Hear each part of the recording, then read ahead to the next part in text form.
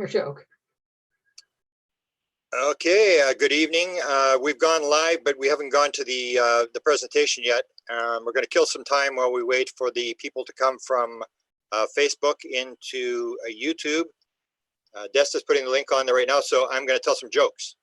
And the first one, I pulled some jokes, but they're pretty lame. Why are there only 18 letters in the alphabet? And the answer is because E.T. flew off with UFO and CIA chased after them. And so that's that lousy joke. And then I'm big into physical mediumship, so I like to tell the joke. I heard a good one. There's a guy named Scott. He's a physical medium in Great Britain, and he's going to be part of a DNA experiment. If you know I'm running this DNA experiment, he's agreed to do this DNA experiment. And he's one of his controls on the other side, dead people, tells a story. He was asked, how did you die? And he said, well, I was coming out of the watering hole. This is in Great Britain. I came out of the watering hole and I slipped and I fell and I hit my head.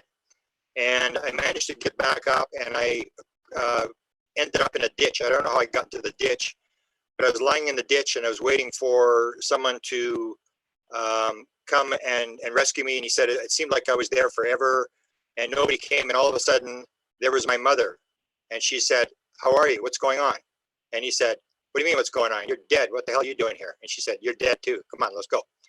And so that's my physical mediumship joke. And that's apparently a true story. So the other one I want to tell is I wanted to do this. I still want to do this down the road. I'm going to start doing these panels. So we're doing a panel on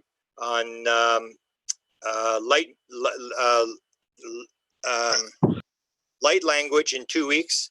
And I want to do one on the religious take on ET. So I was actually going to maybe get Sinead spent a couple of years in a Buddhist temple, monastery, or whatever they call them. And Sid spent 7 or 8 years with in India with a guru. And then I was thinking of bringing in Laurie Rosenfield from Toronto to do the Jewish aspect, and I've got a couple of people to do the Christian aspect, and I wanted to take a look at that sort of thing. So in that regard, I want to tell my Buddhist joke. I always threaten to Sinead, I'm going to tell my Buddhist Hindu joke, and I've never done it. And the joke goes like this. There's a guy, he turns 40 years old, and he suddenly realizes I'm in mid-age here, and he's all upset. It's his birthday party. That night he has a bad time sleeping. He gets up in the middle of the night, and he figures, oh, you know, my prostate is probably expanded, so I'm going to have to swollen. I'm going to go to the bathroom, and he gets up, and there's this orb sitting at the end of the bed, big giant orb, and it's blue, and it's sort of just pulsing. And he looks at it, and he goes, he's raised in the scientific Sunday school, so he believes that we're just random biological robots in a meaningless universe. And he said, this can't be happening. It can't be an orb. There's no way there's an orb in my room.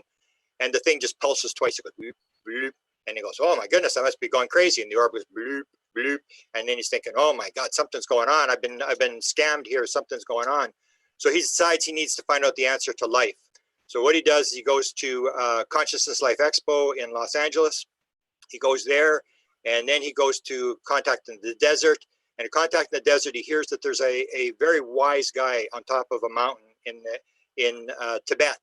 And if he goes there, this guy's got the answer to life. And so he decides, that's it, I'm 40 years old, I need to know the answer to life. And so he quits his job. And he has 5 kids, and he tells his wife, I'm leaving, I have to leave, I've got to go find the answer to life. I'm divorcing you. And he leaves his kids and his kids and his wife. He sells everything he's got, gives it to his wife, and off he goes across America, and he gets to New York. He gets on a ship, and he works on the ship because he's got no money left, and he works until he's got enough money to get across, and he goes on this across to England. He gets to England. He works in England for a month, and he gets enough money, and then he decides, okay, I'm going to go across the continent. And then he leaves, and he suddenly is beaten up, and his money is stolen. Now he's got no money, and he's struggling to get across the European continent. And he goes across, and he eventually finally makes it across, and he's pretty beaten up. He gets to the bottom of the mountain, and he goes up this mountain in the Himalayas where this wise man is supposedly has the answer to life, and he crawls up the mountain, and it's very hard. He doesn't have any climbing gear, and he's cut, and he's bruised, and he's bleeding. He finally gets up to where this guy is, and the guy's sitting on the side on a rock. And he goes up to the guy and he says, I need to know the answer to life. I had this orb at the end of my bed, and then I went to Consciousness Life Expo, and I went to the contact in the desert, and he tells him the whole story across America into Great Britain, and then I got beaten up, and I lost my money, and I cried across, and I climbed up the mountain, and I'm cutting and bruised and I'm bleeding, and I need to know what is the answer to life. And the monk is just sitting there quietly. He's got his eyes closed, and he doesn't say anything. He says, I came all this way. What's the answer to life? What's the meaning to life? And the monk goes, and he goes, what? What'd you say? And he goes, and he looks, birds don't fly at night. That's it. I came across America, and he tells the whole story again. I did this and I did that, and I went through Britain, and I came across the continent. I came here, and I'm cutting and bruised, and I'm bleeding, and I come all the way up here, and that's all you got to say to me is birds don't fly at night? And then the monk suddenly looks up. His eyes are as big as saucers, and he says, you mean they do? That's my joke. That's my Buddhist joke. So let's go to the PowerPoint presentation. And I want to first thank Stacy McCardle for the background. She paints orbs, orb paintings, and this is one of hers. So I'm going to use it as my background through the whole thing. And so I asked, as I'm going to ask everybody who comes up with these photographs, I'm going to ask, why do you do this? And I asked her, like, why do you paint orbs? Like, why would you do this? I mean, everybody seems to have an origin story as to why they do it. And this is what she said. And this is key because a lot of people, I said to people that when you see this orb stuff, you're going to see this relationship to the intelligence behind the UFO phenomena, very sort of direct. And hers is probably the most direct there is. So I asked her, why do you paint orbs? And this is what she told me. In 2017, I saw a being emerge from a blue orb in a sphere. And that you'll see over and over again. That's a story that Joseph Ronan tells me in Israel, where he said when the beings left, they all grabbed hands and made a circle. They started to swirl around in this circle, and it got faster and faster and faster. They all turned into light, and that light went into a small little tiny ball, a little orb, and then it disappeared. Same as Ron Johnson, who's one of our panel guests tonight. Ron talked about the sort of the beam of light that comes. The being comes, a ball comes out, and the being comes out, and that when he is taken, he becomes a ball of light and goes into this sort of a pillar of light and goes wherever they're going. And you'll see that story repeated over and over and over again. Stephen Greer tells that story, and this is the whole idea that a lot of people believe that orbs actually have beings in them, and they have faces, and people will talk about this. So this is one of the direct connections that a lot of people will report, that they actually see a being actually coming from the ball of light. Here's some of Stacy's other paintings. So I appreciate that she has allowed me to use her paintings. Are you screen sharing? I am not screen sharing? No. Oh, hang on. Let me, sorry, good thing you told me that. Okay, I'm gonna go back to the beginning here. Share. I thought I was sharing. Okay, let's try this again. I'll go a little faster. This is the photo that the painting that Stacy, you can see it now. Is it okay now? Okay. Yeah, it's good. Okay, this is the painting that she did, Stacy McCardle, and she has a number of them. And this is what she told me, that why she did the painting thing is that she saw a being come from a blue orb. And you're going to see a very dramatic blue orb from a guy by the name of Jim. He's not going to be on the panel, but he's allowing me to tell his story. It is one of the most dramatic stories there is in the orb world, and it happened right here in Winnipeg. Here's some of Stacy's other paintings with orbs. So I appreciate that you would allow me to show these.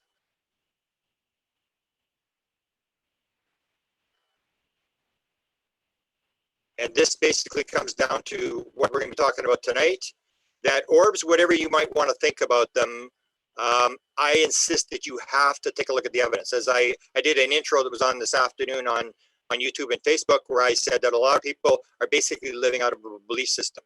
And whatever your belief system is, you got to realize that we have some pretty serious evidence here. And I think it behooves us to at least look at the evidence before we try to make up our mind as to what's going on.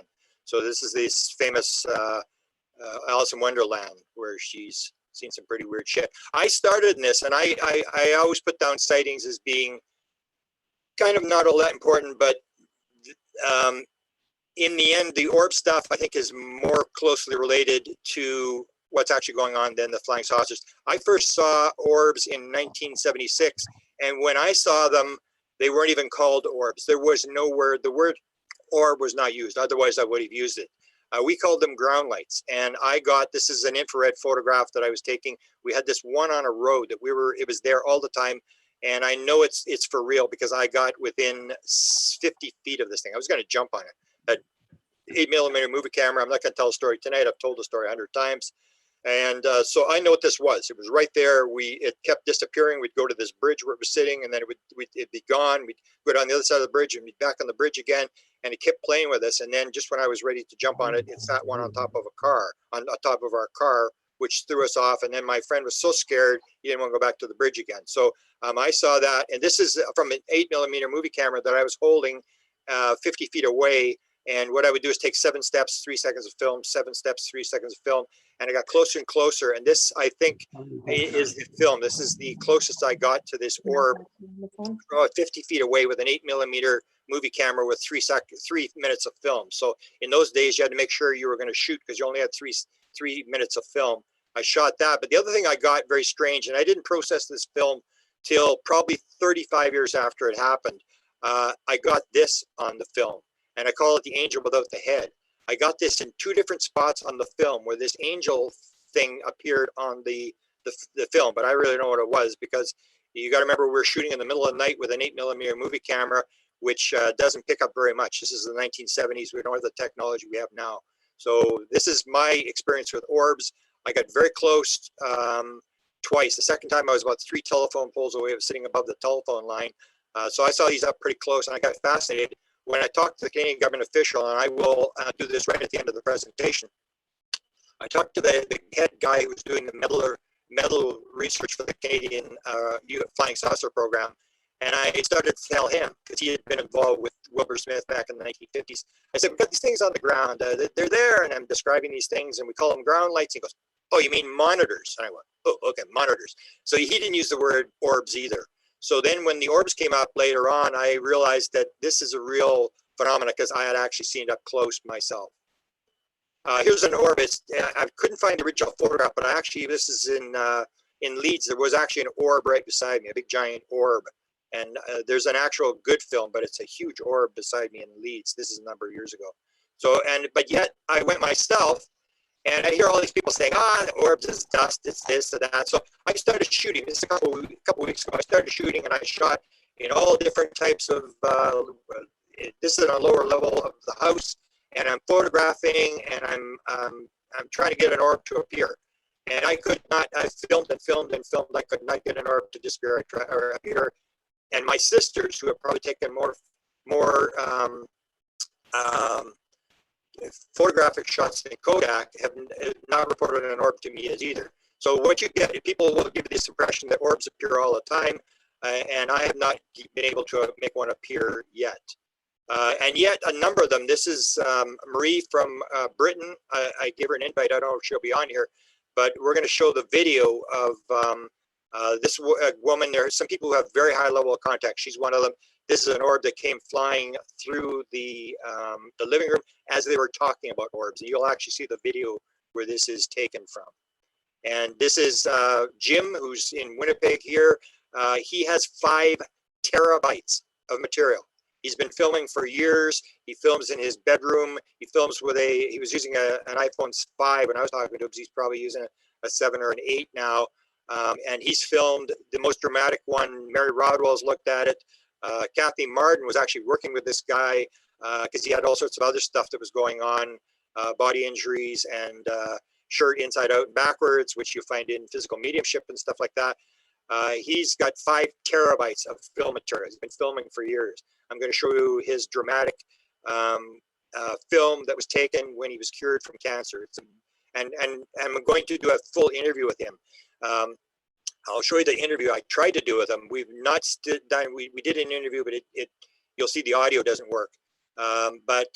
He's got some pretty dramatic stories of events, and that's only about 2 miles in Winnipeg. This is another one of his orbs, which is, you can see there's a bunch of orbs. There's not just the one. And he films at night with usually just with the TV going, and there's no special camera, no flashes, nothing like that, and he's picking up this kind of stuff. This is from the film where he gets healed of cancer.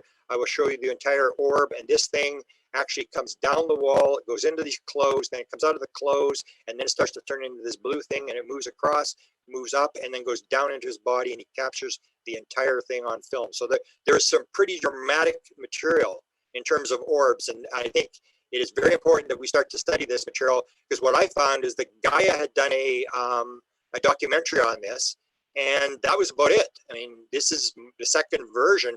Nobody has really worked on this, and yet basically you may be looking at an actual ET here if the idea is that they are using orbs to move around, that this may be the intelligence behind the UFO phenomena.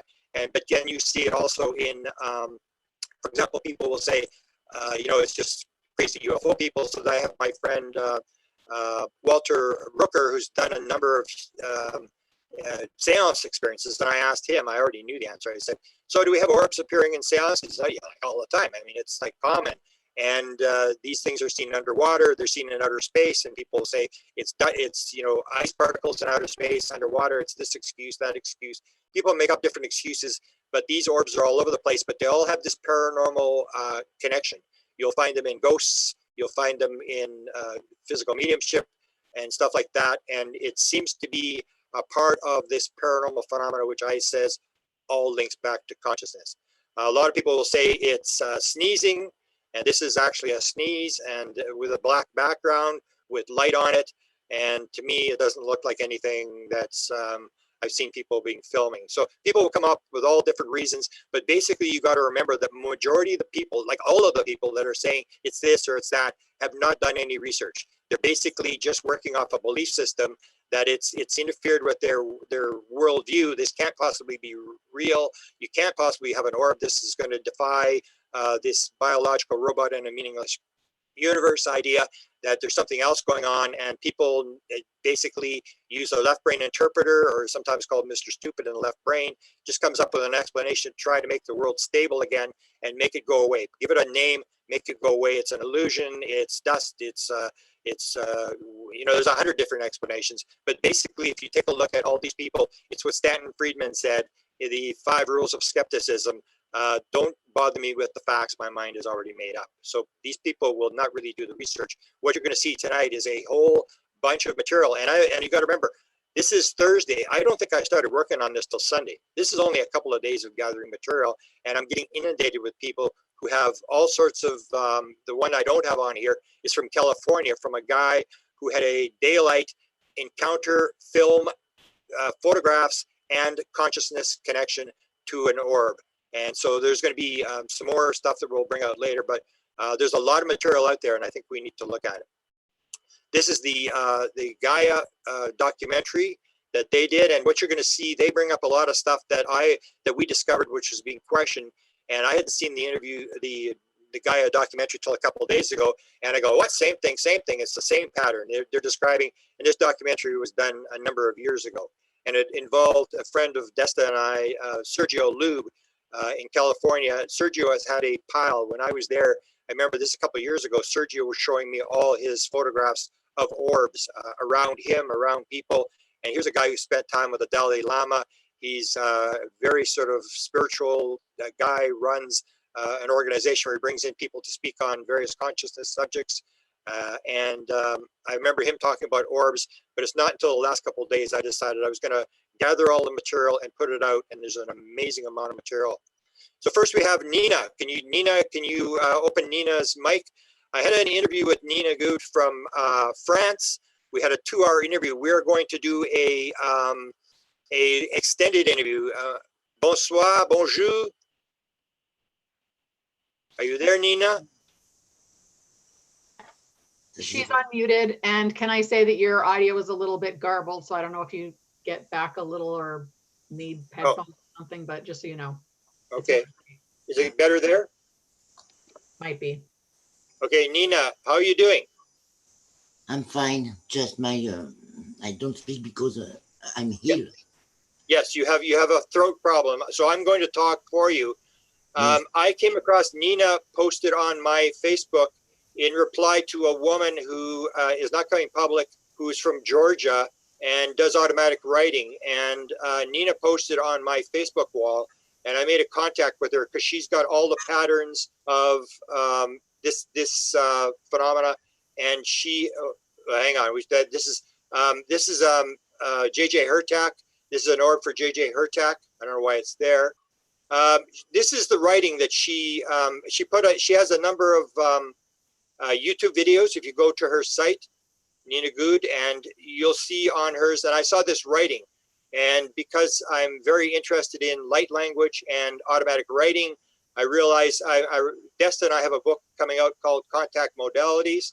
And in there, we talk about 70 different modalities. We talk about channeling. We talk about mediumship. We talk about automatic writing. We talk about light language. We talk about all these different methods. So what it basically is that people have found a way into the field. So Nina's story is that Nina had an experience, I believe it was in 2002, and she had an extended encounter with a light. She started to film this. Everything started to take off, and she earlier had done automatic writing. She had 2 near-death experiences. This is very common with, if you take a look at the Edgar Mitchell free survey, you'll see that 37% of all people that claim that they've interacted with the UFO intelligence have had a near-death experience. Nina has had 2 near-death experiences. Chris Bledsoe, who's on here tonight, has had 2 near-death experiences. You'll find a lot of these encounters start when a trauma event occurs. So you have a near-death experience. She starts to do automatic writing. Écrit en français, she's writing in French, but she's dealing with dead people. So she's writing automatic writing with deceased people. She's very Christian. She decides she doesn't want to do that, so she stops doing that. Then she has the encounter, this all-night encounter with this UFO, and she starts to film. She starts filming, and she starts doing this writing. So here's automatic writing. And at the end, I will show the Canadian government, the guy who ran the Canadian government, they were actually doing this as well. This goes way back to the very beginning. Nina doesn't know what this is, but she's being instructed. And when you see the interview that we're going to do, you're going to see that what she's being told is basically the basic story is that the world is way more complicated than you think it is.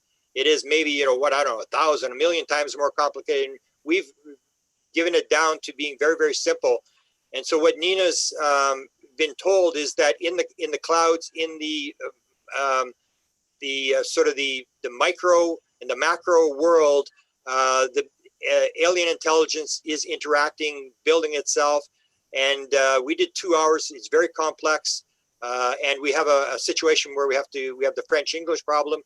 But this is her doing this writing. And you'll see it's actually many pages. It's not just one page, just writing after writing after writing. And this is how she contacted me.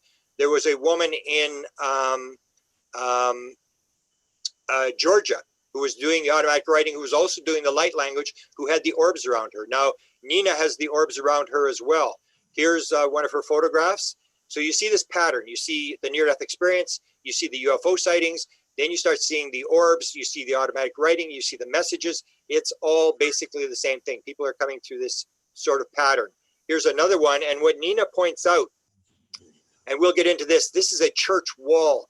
That it's not only the orb, that orb contains very complex. It's almost like the entire universe is contained in that orb. It's very, very complex. It's not just a small orb. And that the wall, you see this white stuff on the wall, that this is actually alien intelligence as well, building and structuring itself. And this is kind of the message that she's sort of being told. So she's got these orbs she's seeing. She's got the messages, and she works on it constantly. She's an artist outside of Paris, and we will do a full extended interview. Here you'll see again, and I've got these from all over the place. I've got one from a woman in Cuba. So what you're going to see is Orbs. This is her security camera in her room as she's sleeping. She's in the bottom left-hand corner here, and what you'll see is orbs all over the room, and they're coming down and moving around.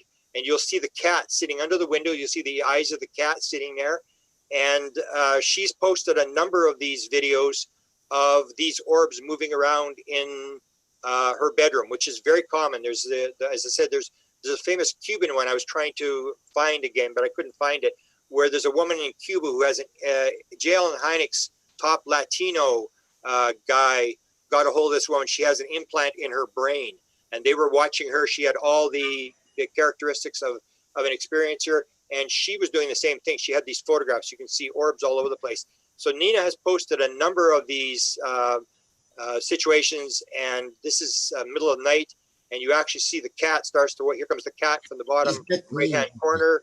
The cat is coming through. And so Nina has done an awful lot of filming. And so you see the pattern, the orbs, the UFO experiences, the filming, sort of the obsession to get the answer, to work on this stuff. So Nina works at this extensively.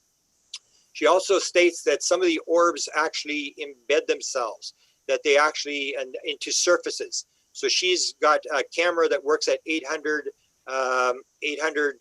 times, and she's photographing these very small structures of alien intelligence,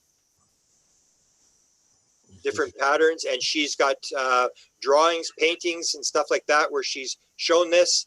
And what she's talking about, these are live entities. These are not just objects. These are actual live entities, very, very complex. And I think that's the bottom line of the pattern. Have I sort of got that right, Nina? And this is the being, correct, Nina? This is one of the beings that you... What? This is me, yes. Yes. Yes. Yes. This is a face, this multi-face. Just this face for an instantaneous. But you have a contact with lots of intelligence, correct? Not just one being. A lot of different alien intelligence are interacting, yes, and interacting with the world, correct? I don't understand very well. Yes. Yeah. No, this is a different face, just an instantaneous face. This, and after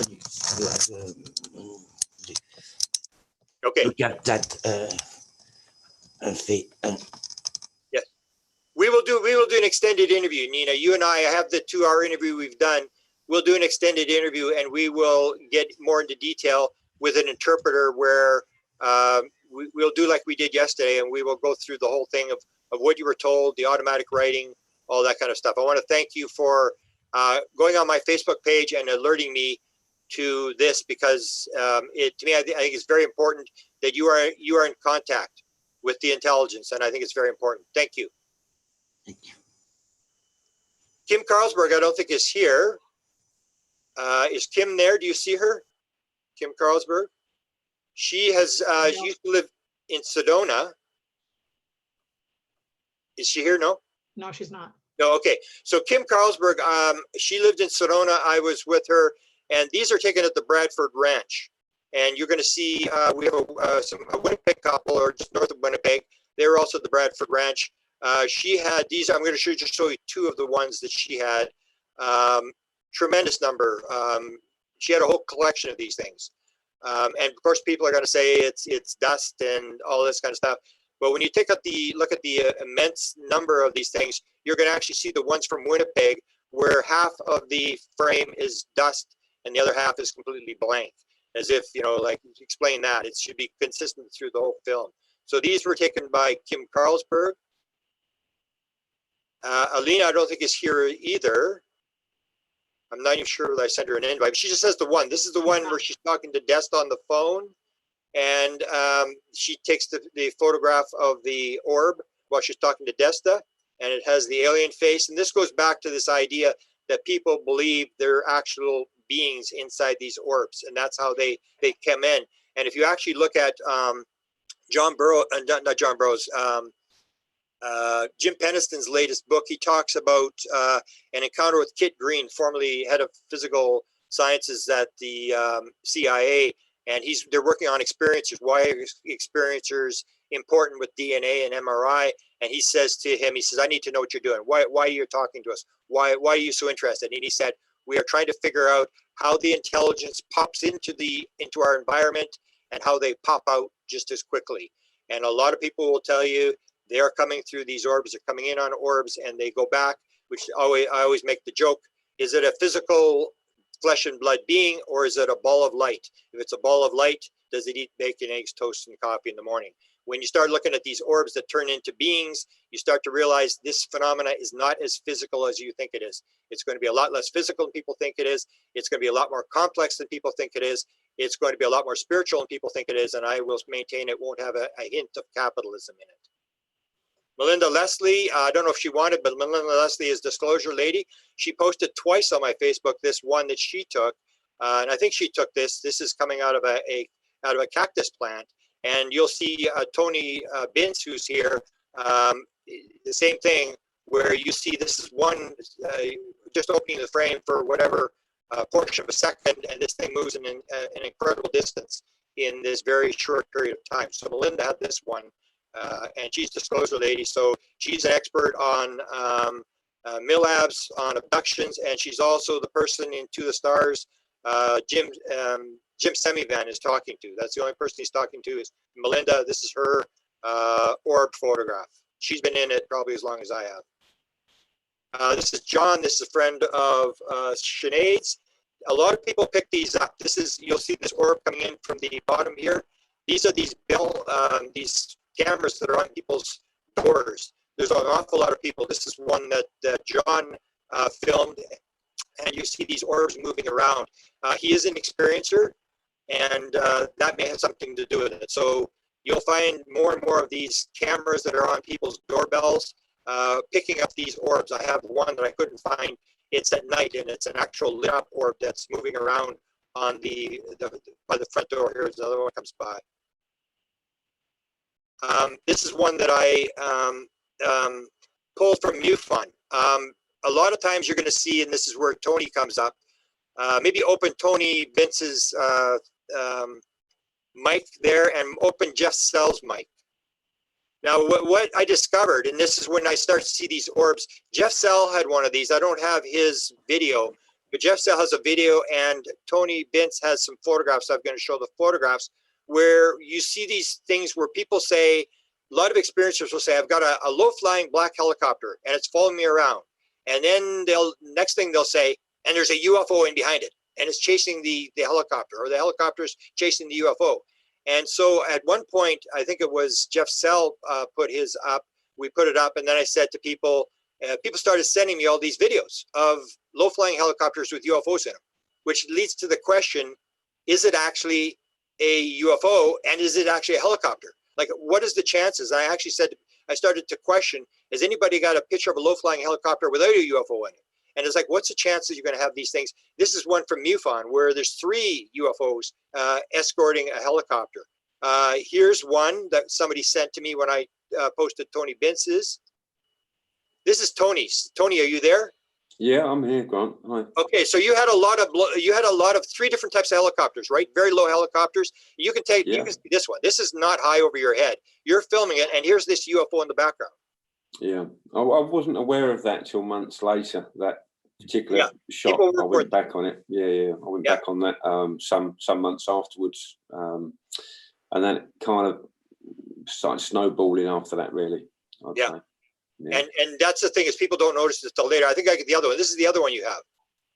You have the helicopter, and then you have this thing up at the top. I don't have the film, but when you take the one at the top and you flip it vertical, it's like an alien head. It looks like a gray alien head, correct? Yeah, I guess. Well, yeah, a lot of people said that. I kind of perceive it differently, but again, comes down to filters, I suppose, personal filters. But yeah, it could be. Yeah. And Jeff, you had one as well. Can you describe yours? We don't have it here, but you had one as well where you were filming and you had the helicopter with the UFO in it. Yeah, I was just filming the helicopter going over. I had just found a CE5 spot, and I thought it was unusual that just when I acknowledged the spot, this helicopter comes over.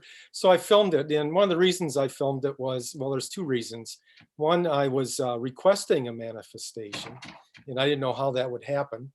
And the second reason I filmed the helicopter was because it was over a refuge area that has, altitude restrictions for aircraft. So it was definitely below the restriction.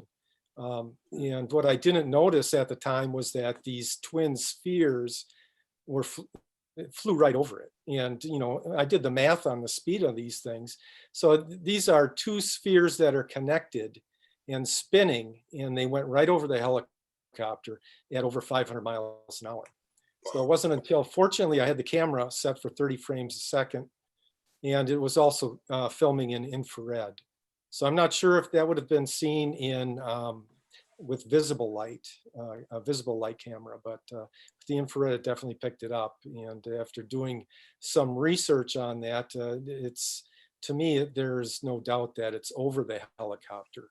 I had an analyst look at it, not with my permission. Somebody else asked that he look at it over a Facebook post, and he wasn't satisfied that it was flying over the helicopter. But to me, there's no doubt, absolutely. And had he spent some time on it, I'm sure he would have agreed that it was over. It certainly wasn't what he said it was. This was in mid-April in Wisconsin, and it wasn't a seed or a seedling or something flying through the air. There's also, in that short 11-second clip, there's other twin spheres flying in other directions as well. So there's 4 instances where this object is blocked by the helicopter. Wow. So it's obviously flying over it. Yeah, and that's where you start to wonder: is it actually a helicopter? When you have the consciousness connection where you're asking for something, and the spheres, you'll see a lot of the orb videos where you have the orbs, like people say it's dust, but the orb's going in all different directions. It's going in 3 or 4 different. You'll see some of these tonight, where if it's dust, it shall be going in the same direction, but you have them going in opposite direction, which really makes you almost like the theory of wow, where they want you to go like, wow, that doesn't make sense. They should all be going in the same direction. Right. Yeah. Beautiful. Yeah, that's to me, it's proof enough. I mean, it can't be floating debris in the air if they're going in different directions. Yeah, and it happens so often. It's unbelievable how many times. I guess I should make a collection of experiencers who say the morning after they had a dramatic UFO sighting, a helicopter appeared over their house, like 15 feet over their house or something like that, and flying around. And it's either the government has a real good insight on who's having sightings, or it may not, especially when you get the UFOs in there. Like, how do you, I can see the helicopter from the government or whatever, but how do you get the UFO in the photograph? Yeah. This is a photograph. You made a comment on this. Paul Martinez put this on, and this is a ranch. I asked Paul, he said, yeah, this is a ranch. I know this is in Utah. And here you have an orb, and you confirm, yeah, this is an orb. We've got a lot of these that are taken with sort of surveillance cameras where they're picking these things up. And you had one. Did you have one that was chasing an animal or something? I think Paul has another one where it looks like it's chasing it, but I have some that I actually have a video of one of these flying around. Oh. So that's quite interesting. Well, we'll do that. Okay. Maybe we'll do that next time. You can give me that one and the other one. This is from yours. I think this is yours. Yeah. This is the second picture, the still, but I have a video of this guy moving around. It's pretty incredible. It seemed like an inquisitive bug, but it's obviously not a bug. It was hovering around the lens of the camera. So you get a good view, and it actually phased out and phased back in front of the camera. And it wasn't due to focusing on the camera. It hadn't moved closer or farther away to produce that effect. It just phased in and phased out right in front of the camera. So And you have a lot of background in terms of cameras. You're with C5 stuff. You've got some pretty high end equipment, correct? Yeah, I have some pretty good equipment, and I just don't have enough opportunities to get out there.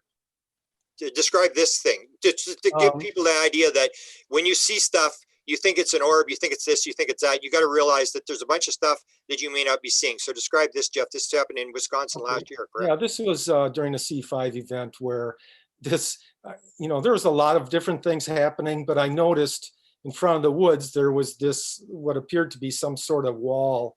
I call it a wall for a lack of a better term for it. But it's about 10 foot, maybe 12 foot high, and it's equal the whole distance. It's probably under 200 feet long. And there's also, this was picked up, the reason the color's off is this was picked up with an infrared camera.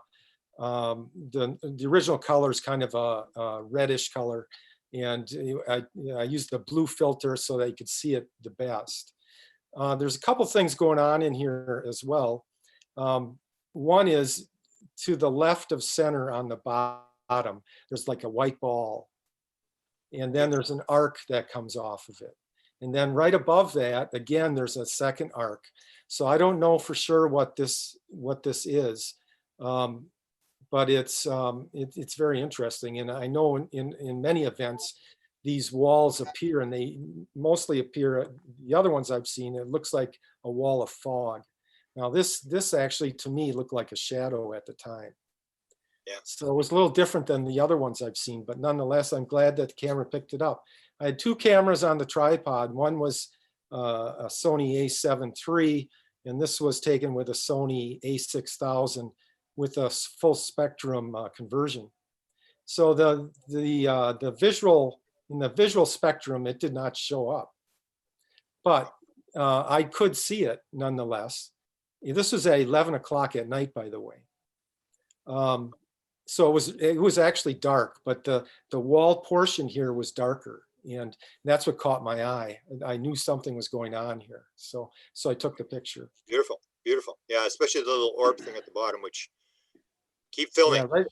Yeah. Beautiful. Let's move on here. Oh, this is the girl that from Macedonia. She's agreed to do an interview. Whatever's going on here, I call her the Chris Bledsoe of Europe. I mean, she's just like unbelievable. I just can't believe the stuff she has. All this is her.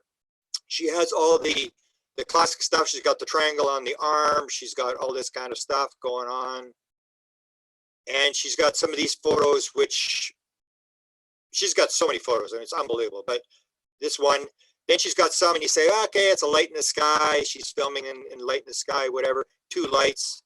And then you say, well, it's plain lights or whatever. And then you get the very next day, here's this. She films this during the day. Then this. Just going to go through these. Then this. And the yellow and the blue thing are part of the background. It's got nothing to do with the film. I actually thought it was her photographs, but she's got this. And this, and you see this very bizarre, she's picking up a lot of stuff. And this is only a small portion of the stuff that she's been filming.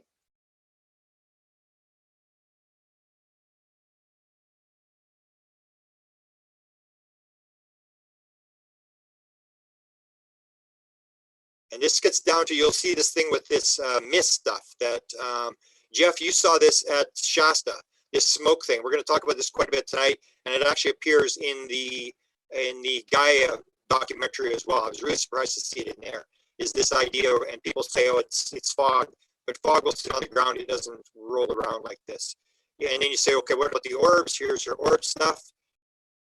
Inside, there's another one. Here's another one, and this pillar thing, you start to see this. A lot of people also have this pillar of light thing that Ron Johnson talks about. Chris Bledsoe, we have a photo from Chris Bledsoe. Here you have like an orb, then you have that smoke stuff that appears quite often around orbs, that's sort of like a smoke. Here you go again, here you see this pillar of light on the two pillars of light. There you see the three. Here, this is very similar to Chris Bledsoe's. You have these pillars of light coming down the tree area. Here you have, again, it's coming from the right. There's a direct pillar. And here's the one with the orb in it. Here's another one getting back to sort of like orb type objects. Here's multiple ones. So some of them are good, some of them are, but she has amazing number of photographs. She's like filming all the time and has all the other classics. She claims she knows who she's talking to, what being she's dealing with. Here again. And again. And again. This is something that we need some photographic people to analyze what she's getting, because she's getting an awful lot of stuff. She had a bunch of these. I think I got the one, a whole pile of these with the green orb.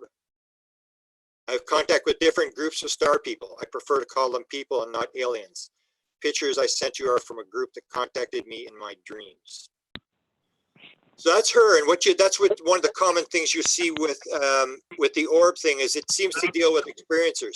Most people may not know this story. This is 2008. Dennis Kucinich was running for president of the United States for the Democratic Party, and then Shirley MacLaine outed him. She was godmother to his child, and he was staying at her house. I think it was in Washington State. With Shirley MacLaine's bodyguard was there. Shirley MacLaine wasn't there. The bodyguard's girlfriend was there. In the morning, Dennis Kucinich, who I think was at 2% in the polls, in the Democratic polls, the time range for president, said something's about to happen. A lot of experiencers will tell you they can tell when they're about to get picked up or something's going to happen. There's going to be an encounter later in the day. Dennis Kucinich got that. He told everybody to be ready. And then this UFO appears over the swimming pool, and they are standing on the deck overlooking the swimming pool, and this object is there. And according to Shirley MacLaine, not only did they see this object, but he got a voice in his head and direction. It was brought up in the Democratic debate. His career was over. As soon as they brought up the fact that he heard a voice in his head, he denied it. But he basically confirmed to the Wall Street Journal that he had. Dennis Kucinich, somebody gave me a collection of Dennis Kucinich. He's got piles of orbs around him when he was campaigning. These were always sort of private, but he's now long since left the politics. He was the mayor of Cleveland, congressman, and what you see is all these orbs around him, piles of orbs that were taken at one event.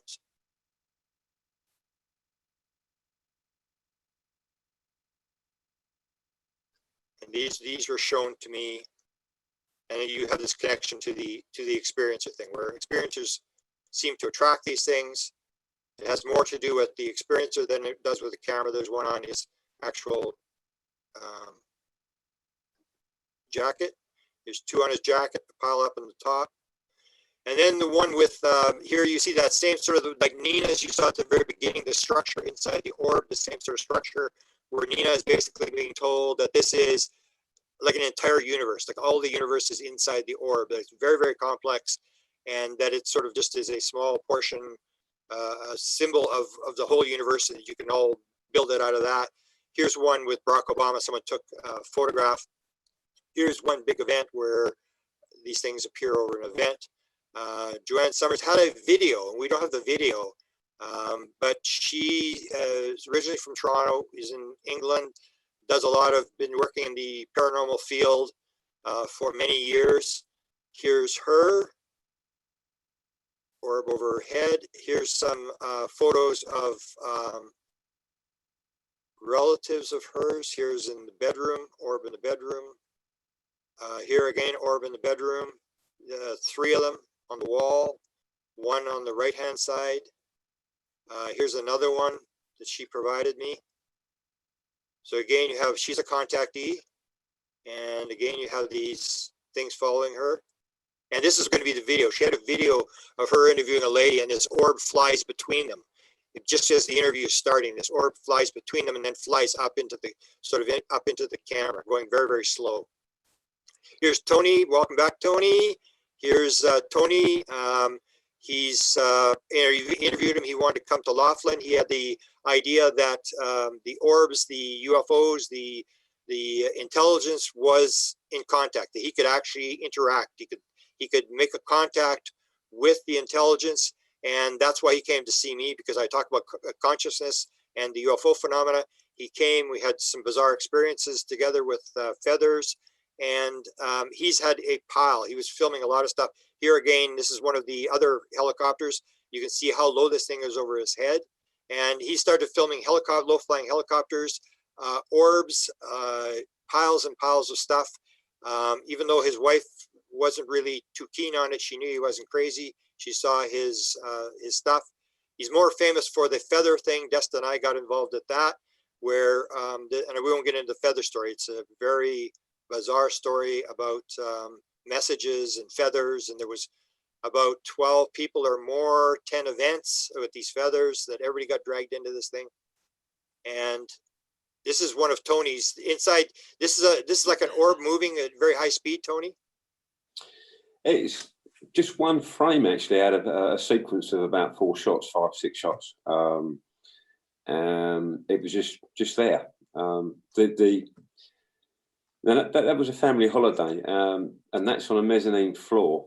A couple of pool tables. The strange thing, well, at the time I didn't think much of it, but I did discover that the staff that worked there were discussing. It seemed to be quite common knowledge amongst staff that there was a haunting, they described it as, on that mezzanine, which I found just a bit of a, well, I can't say a coincidence anymore, but yeah, it just seemed very strange. Yeah, there is that connection. That's where we talk about contact modalities, that it's all basically the same thing. That I think the figure is 75% or something of all experiencers claim they've seen a spirit or a ghost. So you sort of attract it, like you can sort of pick it up, you can feel the vibration of it. Did you see this object, or? No, I didn't see. Well, didn't see that.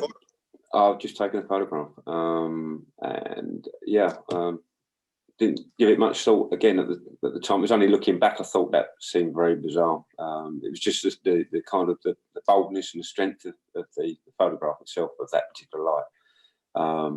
It wasn't a fluorescent light coming from above, which you often get in snooker halls. There wasn't nothing. No, there's no real explanation for it.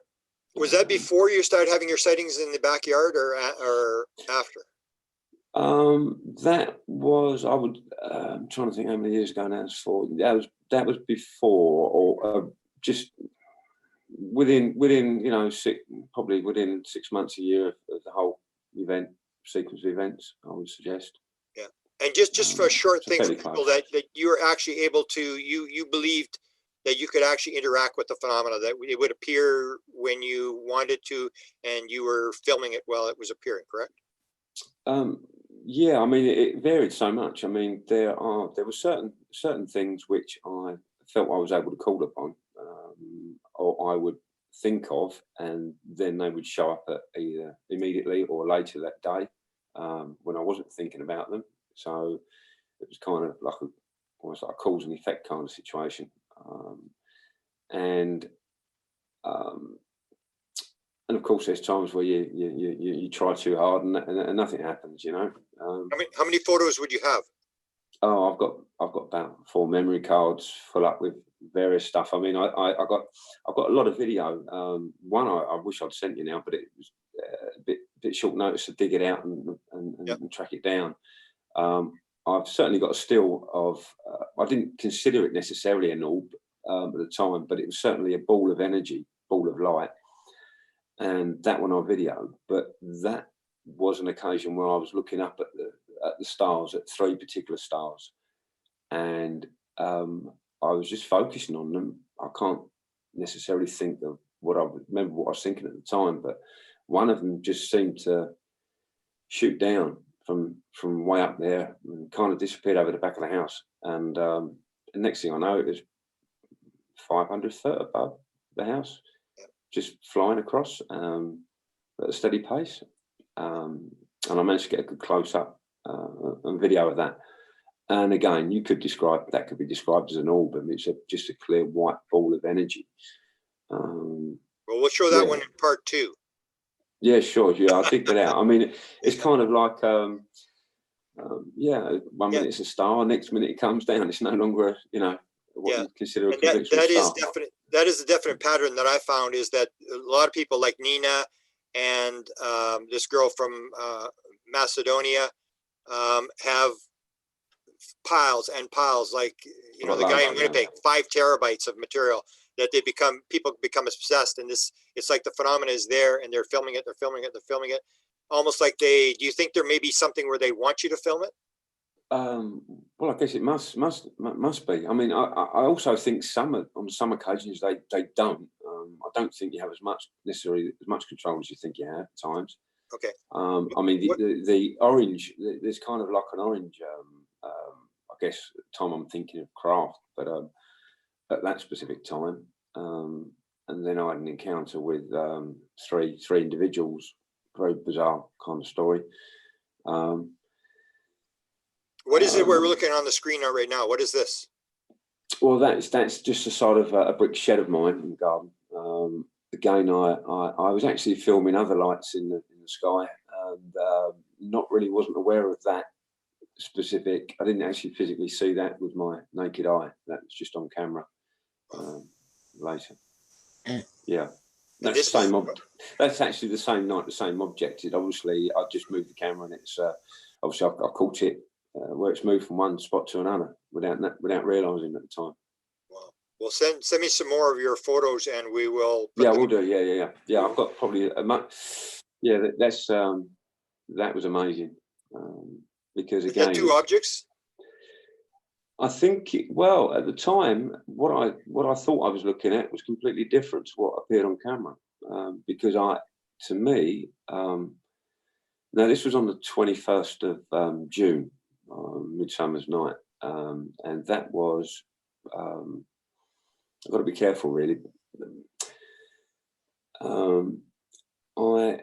I was just in the garden, and I had my camera. Actually, I had my camera with me, the SLR camera, which has got the video capacity on it to record in HD.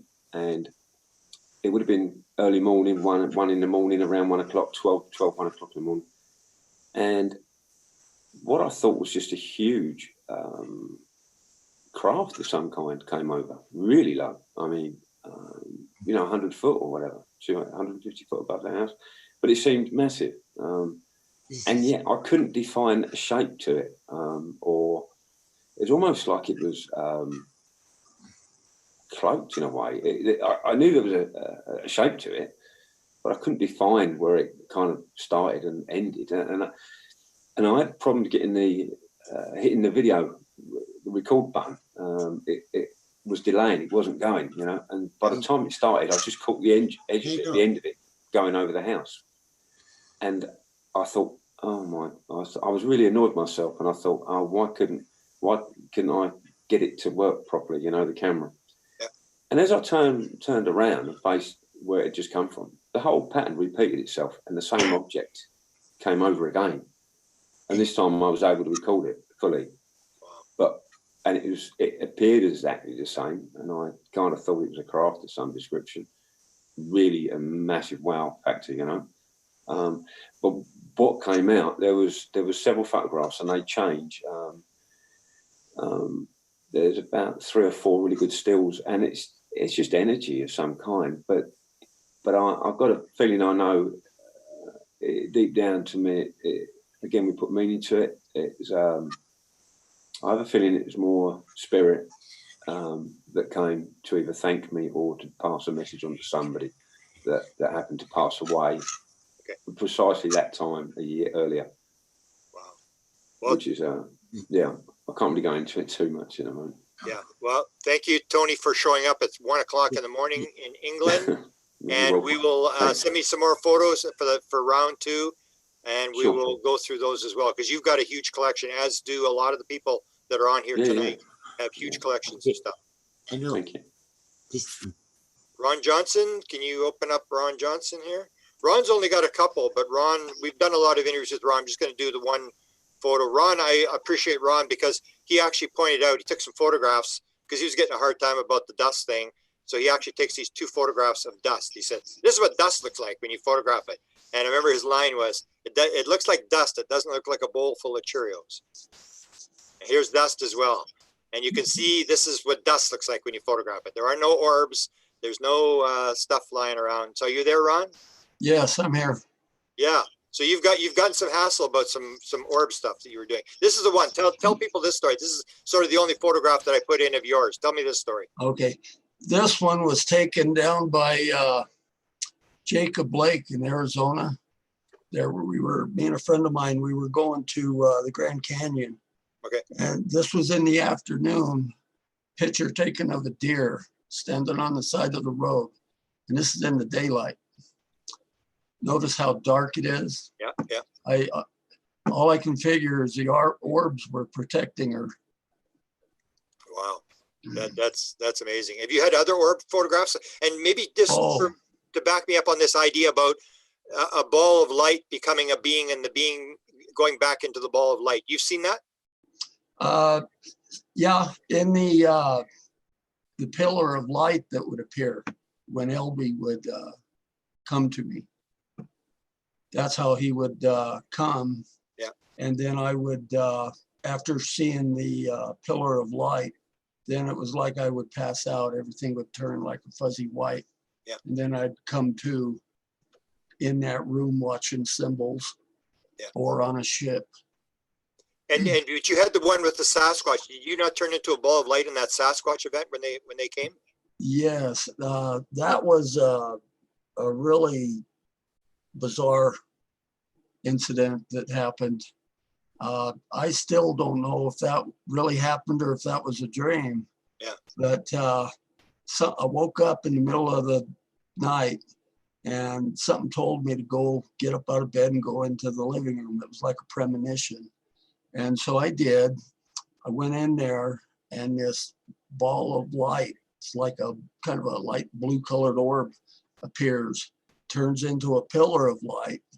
And this Sasquatch appears in my living room.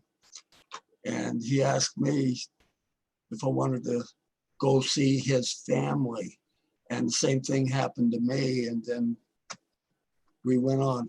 I don't want to get into too much detail on it.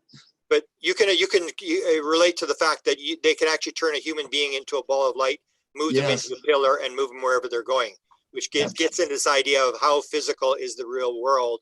And then when you're looking at these balls of light, this may be an important component to how does the universe actually work? How are they coming in? How are they leaving? And tell us something that is not the physical nuts and bolts world that we think it is.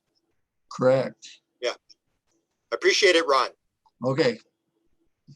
Mike Patterson, Sasquatch, Ontario. Is he here? Yeah, now we're going to get into, we just did Sasquatch. Now you're going to see these Sasquatch guys have got some unbelievable stuff. Is Mike here? I'm here. Mike, welcome. You sent me a lot of stuff. You're going to go first, and there's another Sasquatch coming up here. But the stuff you sent me was, we did an interview that was going to be coming up on my White House YouTube page. But we didn't get into this orb stuff. We're going to go through these photos. Just take me through these. This is actually, I reproduced this. That's sideways, just so you know. Oh, it is. Okay. Well, that's how so let's go back to the beginning and do it again, because it's right at the very beginning here. I cut the sound out because the girl swore, but it's a jam session, right? You're just playing and the camera is just running. And these orbs, 1, 2, until Vesta were here.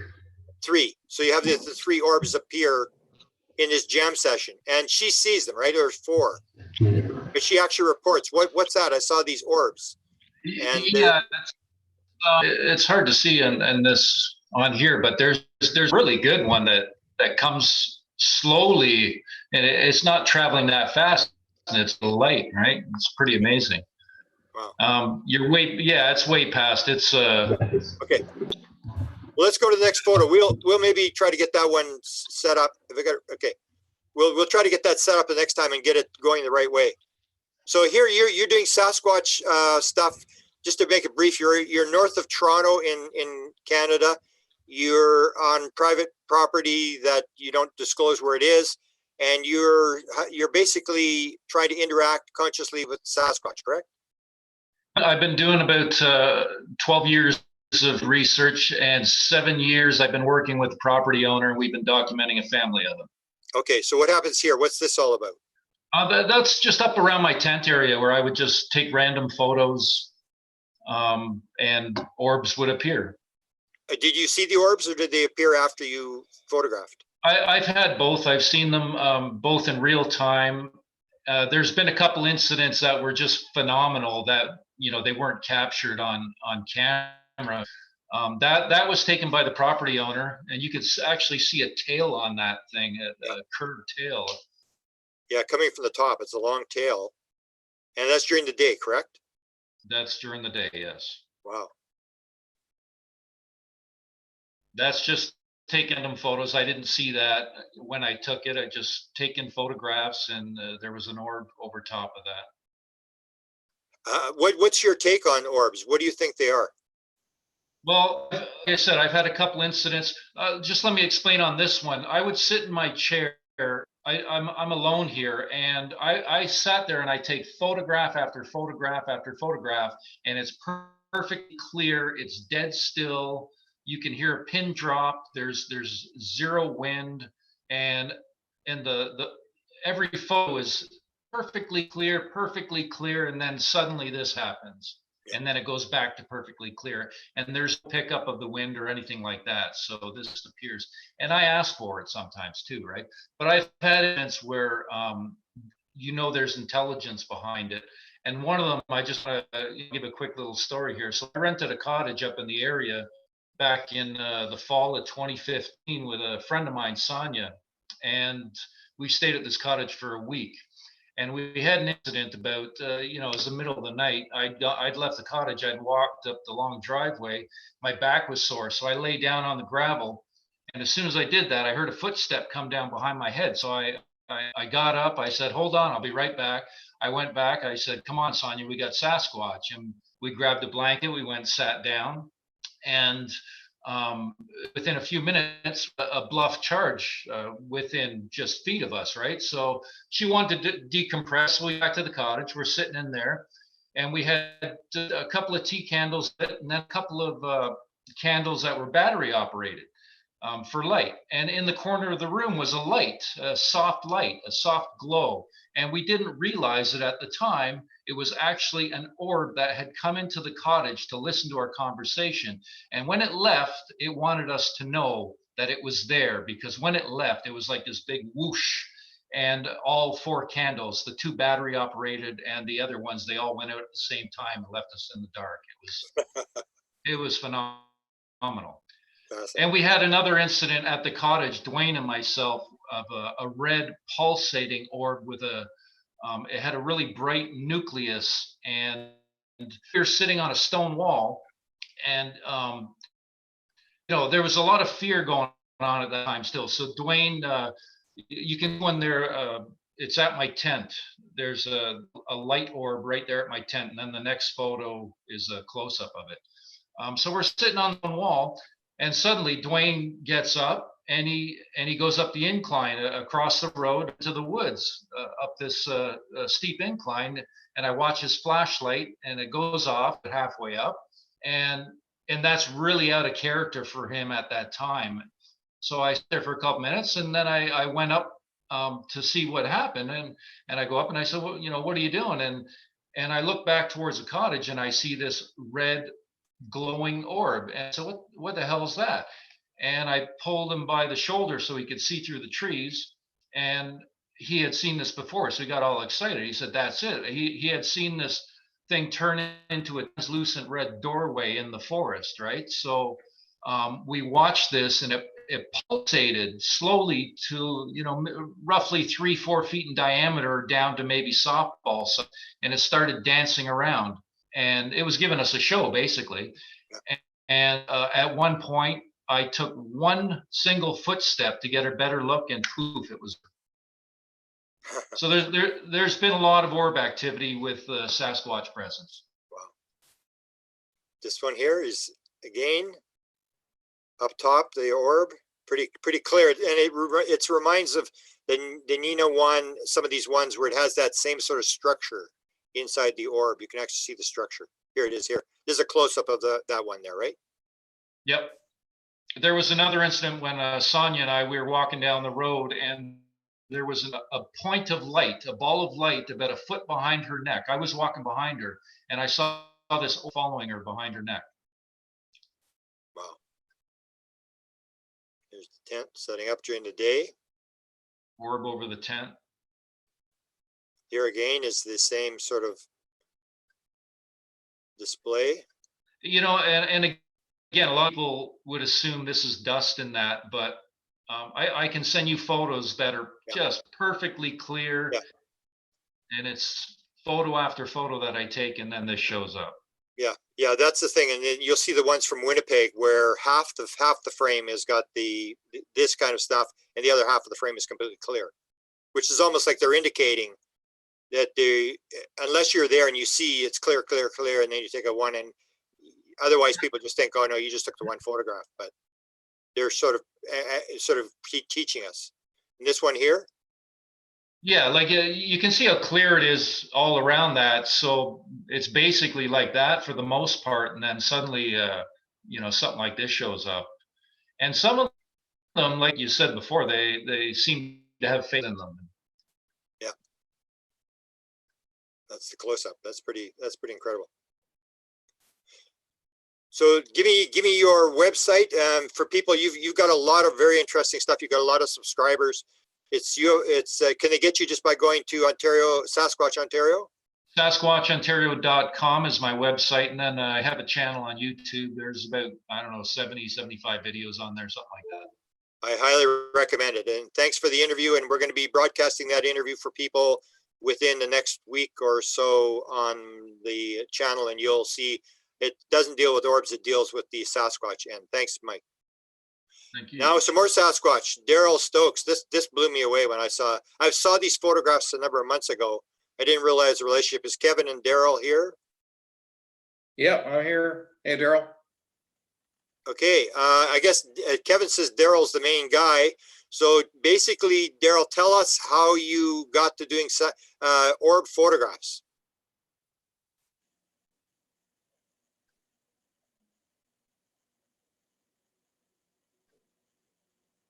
Have we lost Daryl? He is unmuted, but we can't hear him. Daryl, you're something's wrong with the audio. Oh, Kevin, maybe you can. There he is. There we go. Okay, yeah, sorry. can you hear me? Okay, so give us the story, because there's a key story to why you do orb photographs, and your photographs are pretty spectacular. We're going to see them in a second, but basically describe how you got into this game. I wanted to be able to strengthen my gifts, and I was drawn to Sedona, and from there, they would call me out to various different spots and places, and literally they said take a camera, and whenever I hear it, go out and take a photo.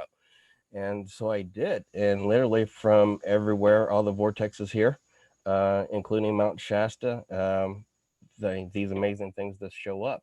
And we're talking orbs, we're talking elementals, angels, we're talking, you name it, it shows up. So literally over the past 8 years, I've compiled thousands of photos of all these various things that people say didn't exist, but yet where the portals are at, they're very open. So I just continued to go, and I was guided to go up to the Sasquatch conference with some friends, and it just really took off from there. And even now, I go out to my backyard and they're there, in the house, they're there, around people, they're there. And so literally you name it, it shows up. So whether it's the UFO ships, or it's the beings, or the orbs, or, all of them together, they tend to show up together quite a bit. So I just continue to, to stockpile all these photos, because, I share them with some. And of course, I get a lot of times that, it's lens flare or dust, and or insects. And some of them show up in the daytime, show up at night. And, some of them you could, attempt to debunk, or explain, and others, just there's no explaining it. So I just continue to share for others who want to see. And I was, told that I would be a bridge or connector to share with others, or a universal ambassador, if you will. Well, I thank you for sharing with us. This is the series of photos we're going to see is from a Sasquatch conference. Can you describe where that was? And Kevin Estrella is a lot of these photographs. There's a bunch of people in here. So where's this conference taking place? This is last year? Yeah, this was up at Chihuahua up in Washington State. And I went three different times, and literally I've taken thousands of photos, every year. And of course, a lot of people say it's dust, but I've never seen dust that's multicolored. Yeah. And I'm colorblind, so I just I see in a different spectrum. But I asked Kevin to come with me so I could at least be able to document, to show people that they're around, and he was open to that. And as he was calling them in, they just they took that as their opportunity to show out. So literally, as we were walking down the path taking photos, people will come along and say, "Hey, can we be in the photo?" And of course, they would be all around them as well. And so literally, we took over 200 something photos, just with Kevin, of literally what was all around him and what was coming through. And grateful that he was willing to to take the journey with me, so we could document it. They're beautiful photos. I think there's 225, Kevin told me. And this is one over Kevin's head, Kevin Estrella, who's here. And here again. And these are in the evening, and these are all sort of that these things may appear. So various people, you say, are volunteering to step into the photos, and you're shooting. And it's only when you hold the camera. When someone else holds the camera, this doesn't happen, correct? That's correct. And some that would like to be able to see it. And so we'd say, hey, let's call them in. And sure enough, for those who are open, and they'd say, grab the camera, like, come on, and they'd actually be able to, to see some things come through. And it just, I take a picture and there's a whole bunch of them, and someone else will take, and there'll be a few. But it's always been that way, at least for the past, several years. I just now started posting a few more on Facebook, because I hadn't posted in quite a long time.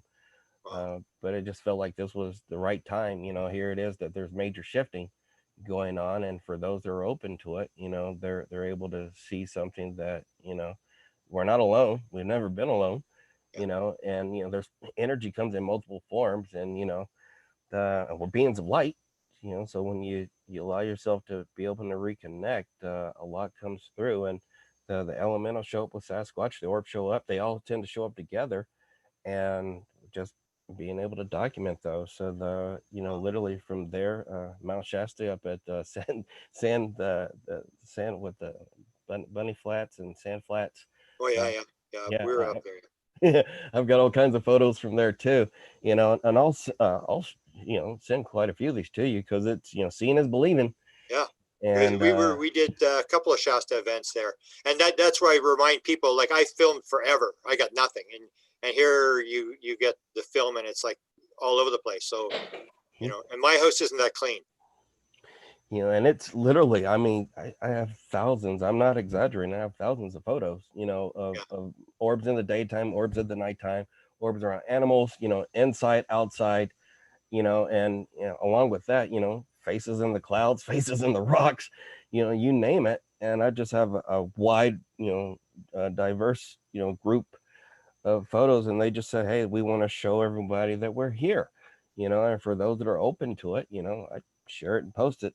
I post quite a few elemental photos, and it's funny because some people see it and they're like, that's not an elemental, or that's not an orb. And of course they have an explanation for it, but then you show them some other ones and their jaw drops because they have no explanation for that, and you can only say, lens flare, sun flare for so many, and even if it is, there's still something in it.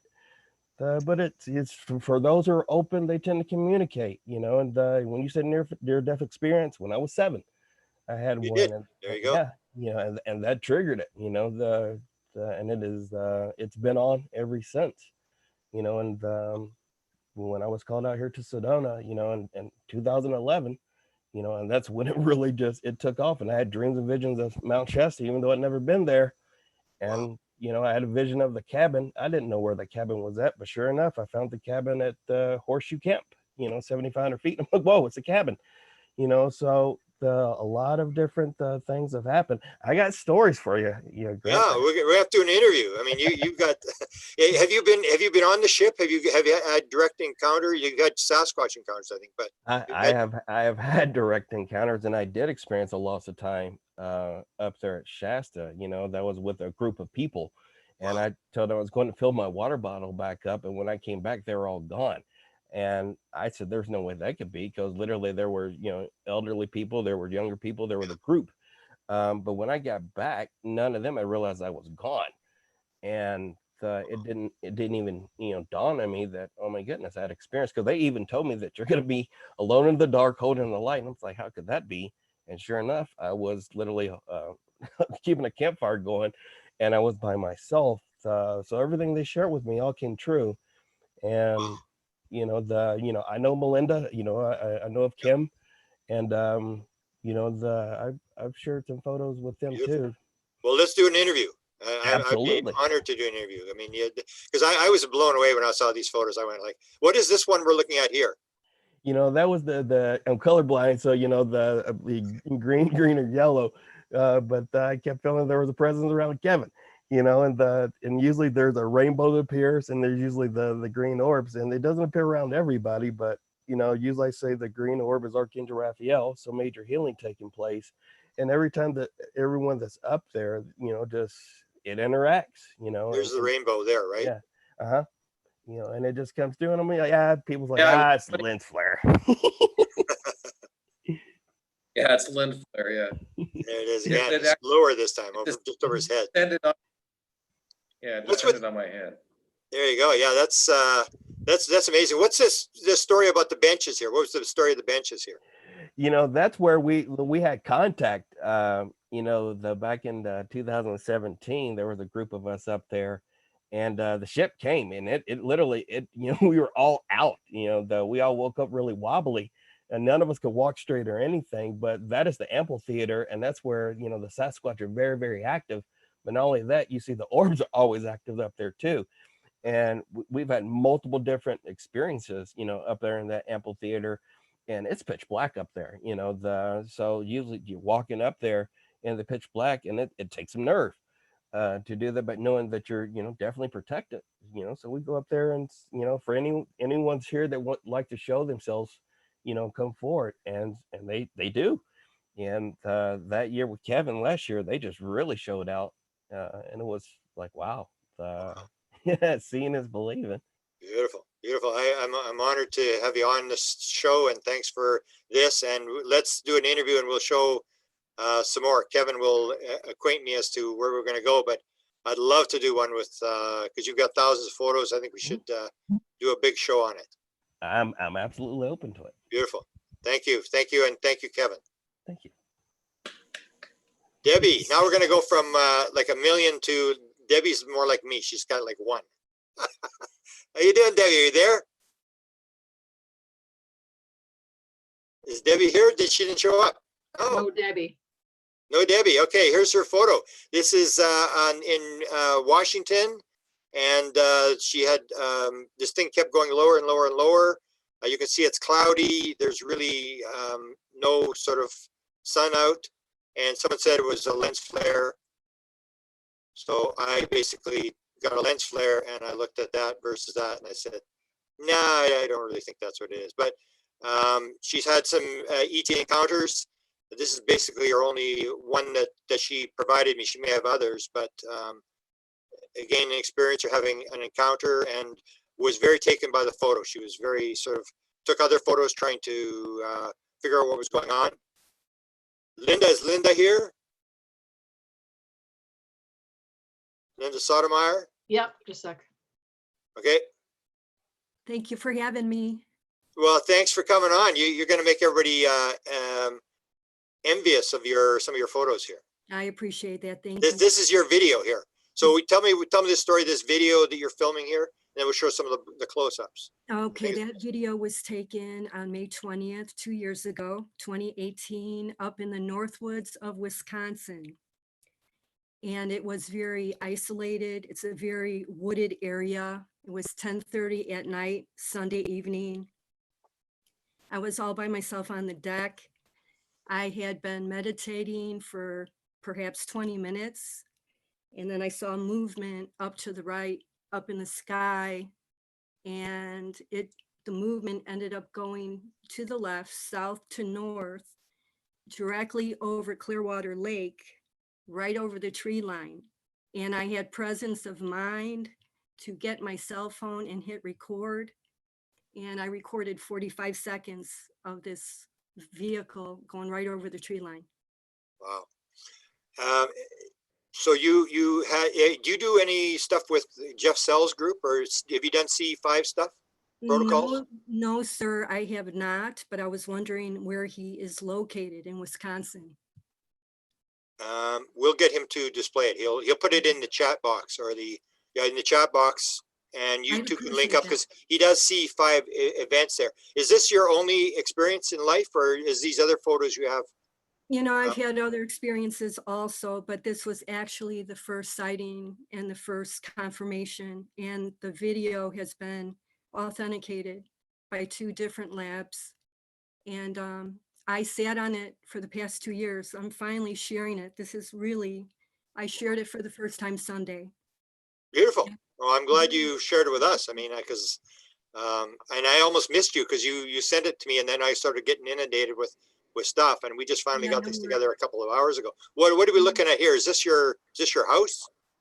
That is a relative summer home up in the Northwoods of Wisconsin, and right where you see the face of the alien is where I was sitting that night. And again, 10:30 Sunday evening, it was pitch black. You're in the woods. It is total silence. Yeah. And what's interesting too is that my dear friend Art actually took my video and he analyzed the video, and he is the one that blew up the 2 images, if you have them. Yeah, I've got them. Yeah, I've got them. We're coming up. We just got to make people envious of where you get to stay here. This is beautiful. No, I appreciate it. But it's beautiful property you're showing here. This is like the lake area where it was over there? Yes, sir.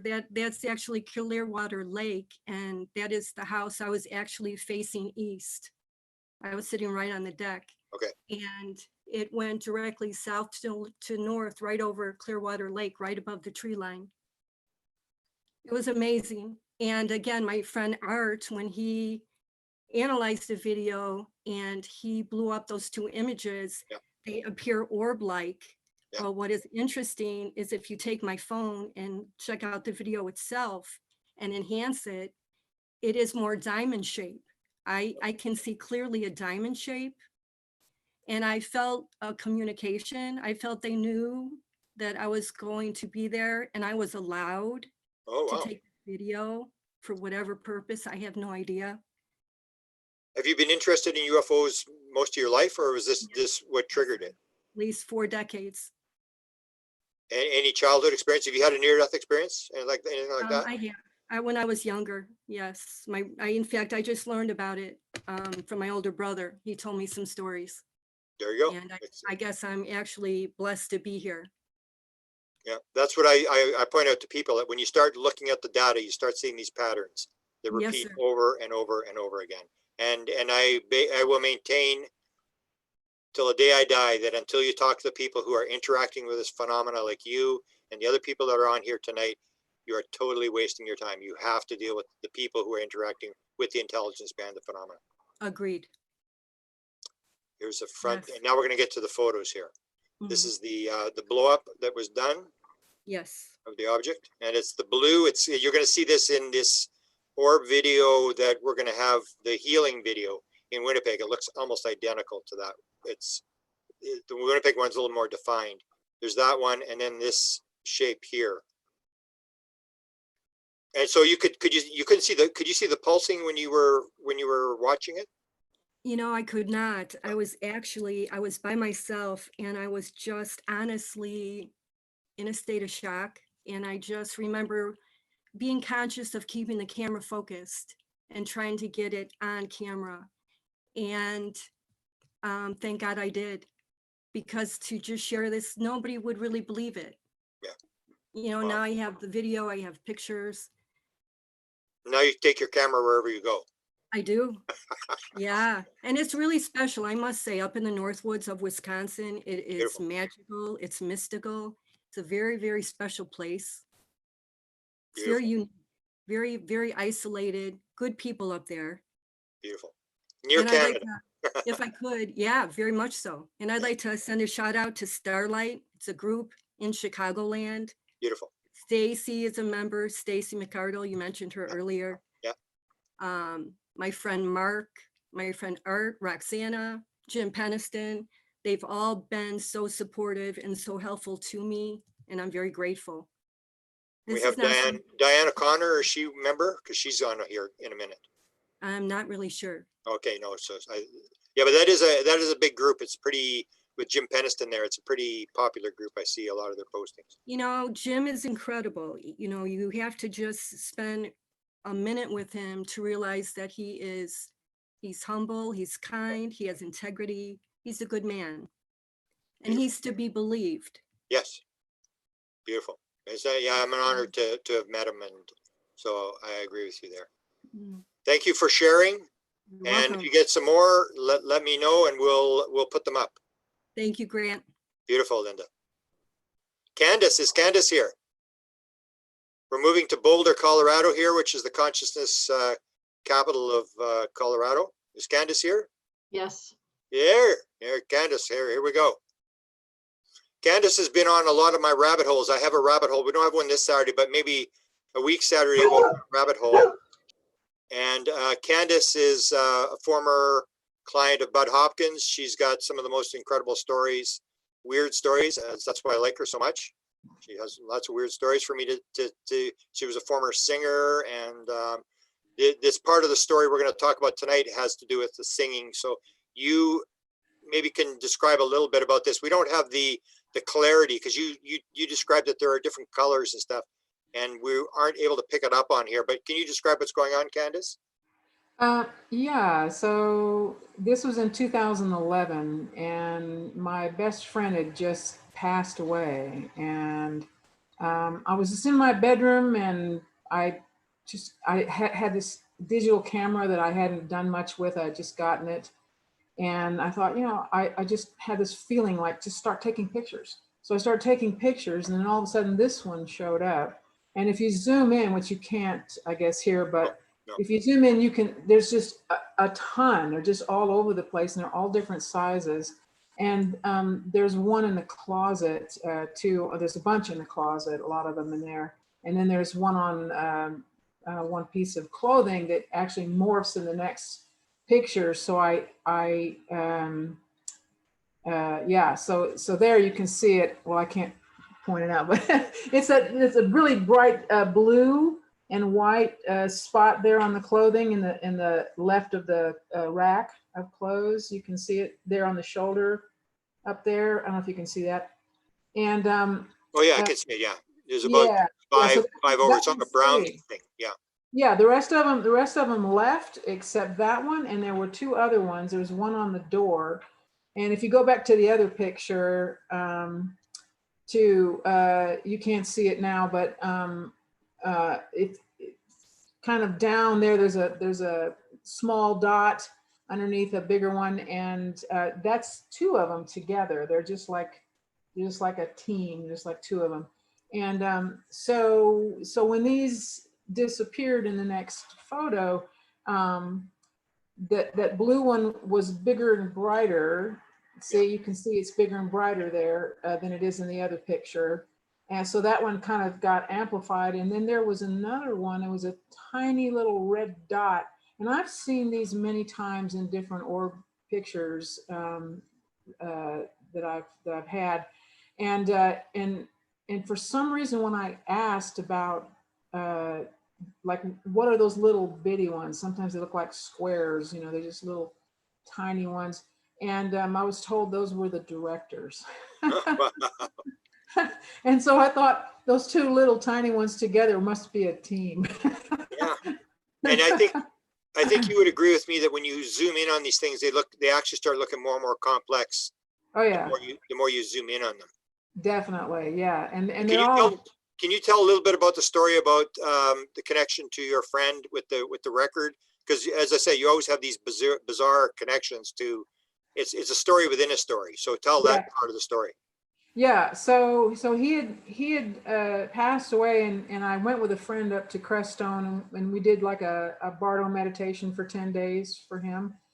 And before I left, I had my computer in the shop. I don't remember what was going on with it, but we were changing some things around in there. And when I got back, everything was rearranged and I couldn't find anything. And so I was looking for my my songs that I had on there. I have an album that's got several different, individual songs that you can't look at them together, but they're individual. So I was looking all around my computer and I saw these 2 files that had my name, just said, Candace Powers. And it's odd because I normally just put the name of the song on there without my name. And so I opened it up, and it was a recording of this song that I recorded actually in Denver. I was living in Texas at the time, but I recorded this song in Denver in either 80 or 81. And my friend, the one that had passed away, said, after he heard it, he said, I'd like to do another recording of that with you. And so we did. And that was like a couple years later. So it was around 83, 84, something like that. And he was an amazing musician. He was one of those multi-talented, multi-instrument musicians. And he played everything on it except for, the guitar part I played. And then he put it on a cassette tape for me. And a couple of years later, I lost the tape. And by then I had moved back to Colorado. That was in Texas. So I'd moved back to Colorado. So that was 93 or something like that I was in Colorado and looking for going through tapes, and I had lost that tape. I couldn't find it anywhere. And so I'm now back to 2011, which is when he died. I'm looking at this file on my computer, and I open it up and I play the song. And at first I think it's the version that I did in 1980. And then I suddenly realized, oh my God, that's the song I did with him. That's the version he played on. And because it's quite different, so after a while, I'm like, wait a minute, and I realized that was impossible because that song was only on a cassette tape, which had never been digitized, certainly could not have gotten onto my computer. No way, Jose, just impossible. And yet there it was. And he put it on there twice, not only that, but it was on my laptop, and then it was also on my desktop. He put that song on my desktop too. And there's absolutely zero chance, zero way. I mean, it's a true miracle, really, that song is on my computer. Yeah. You have probably 12 stories like that are just like, wow. It's like, we'll have to do an interview where you go through these stories, because a lot of times I'll make you tell the rabbit story or the robin story, or like all these. You've got so many of these really, really meaningful stories that are just like, wow. It's just, how could that possibly happen? So I appreciate your sharing this one, and let's do an interview sometime of all your stories, because you've got some good ones. Yeah, I'd love to, Grant. And I just want to say something too, relating to what Tony Bince was talking about in terms of how sometimes the orbs don't want you to see them. In this case, I was feeling like, they were my companions. I was in a lot of grief around my friend and everything. So it just felt like, it was like a comforting sort of thing that all this showed up. And so then I was going through when you were talking about doing this, and I'd already sent you this photo, but I just was going through some other photos, and I found one at a gig that I was doing with 2 other women, and the background was really like almost black. It was totally dark, but behind us there was this rectangular neon blue light. And I thought, oh, well, that looks like an orb to me, but I wasn't sure. And so I decided to lighten up the photo. I used, an editing tool, and I lightened up the photo, and sure enough, it was an LED on a piece of equipment that was on standby or something, you know, and so it wasn't anything. But because I lightened up the photo, there were two big orbs over on the side that were completely obscured by the darkness of the background. Wow. Right, you know, so they were like hiding in the dark. So it wasn't any possible chance of it being a lens flare or anything like that, you know, because you couldn't see them normally looking at the photo at all. It was only when it got really light that they showed up. So I just wanted to throw that in. Beautiful. I'm honored to know you and to hear your stories. Thanks for that. Thanks for having me, Grant. Okay. Appreciate it. Let's stay in Boulder here, and we're going to move to Mr. Goldberg, who is a friend of mine from Canada. And this guy has actually won 2 Emmy Awards, so he should know something about a camera. So what he's going to say now, whatever it says, is very important to listen to. He sent me a couple, and are you there, Sid? I'm here.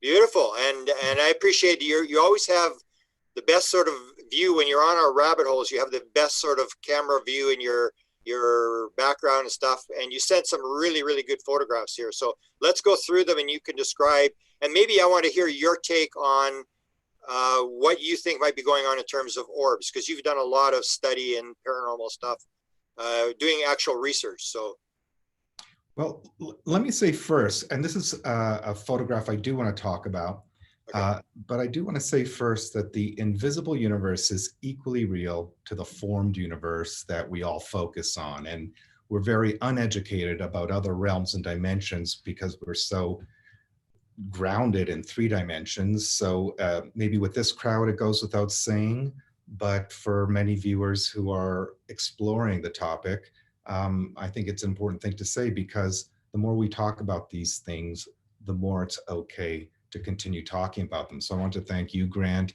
and all the participants here who have shared their stories and their images, because some of them are so mind-blowing. It's amazing. I don't know if you want me to talk about this picture. This picture was a big discussion today, and I'll tell you why. This picture, so I know I had a couple of photos with orbs, but I never really paid much attention to them because I don't understand the orb phenomenon, because I am also an award-winning photographer and shoot a lot of stuff. And with the digital phenomenon, with the digital photography, we're seeing a lot of orbs, which we didn't see as much in film photography. And when you're using cheap digital cameras like an iPhone, especially with those green images, I capture a lot of green lens flares is what I identify them for myself to be. And people send me pictures sometimes and say, look at this green thing, and I could see the sunshine in the background. And it is a phenomenon of sun going into the lens.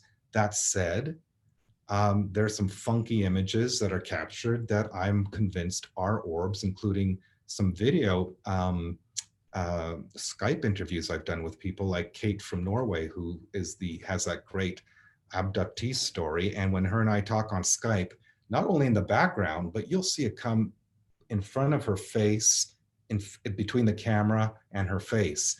And you know, I don't know what that is. It's amazing. And so this picture here is interesting. I'll tell you why, because just this morning, I sent the picture to a friend of mine who is the daughter of a Hollywood celebrity and lives a very interesting life out there, but she's also a healer and into alternative practices.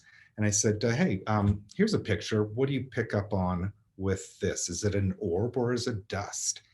And she freaked out and she said, Sid, oh my God. She says, I'm teaching a class, a healing class, when this picture came in. And she said, people know my family very well. And without exaggeration, 20 people see my father in the orb. And I'm saying, I don't mean to, be disrespectful or anything, but, and she says, and only that, he's speaking into your left ear. And I'm saying, like, if he's speaking into my ear, wouldn't I know that? So I'm saying, like, why was he speaking in my ear in 2010?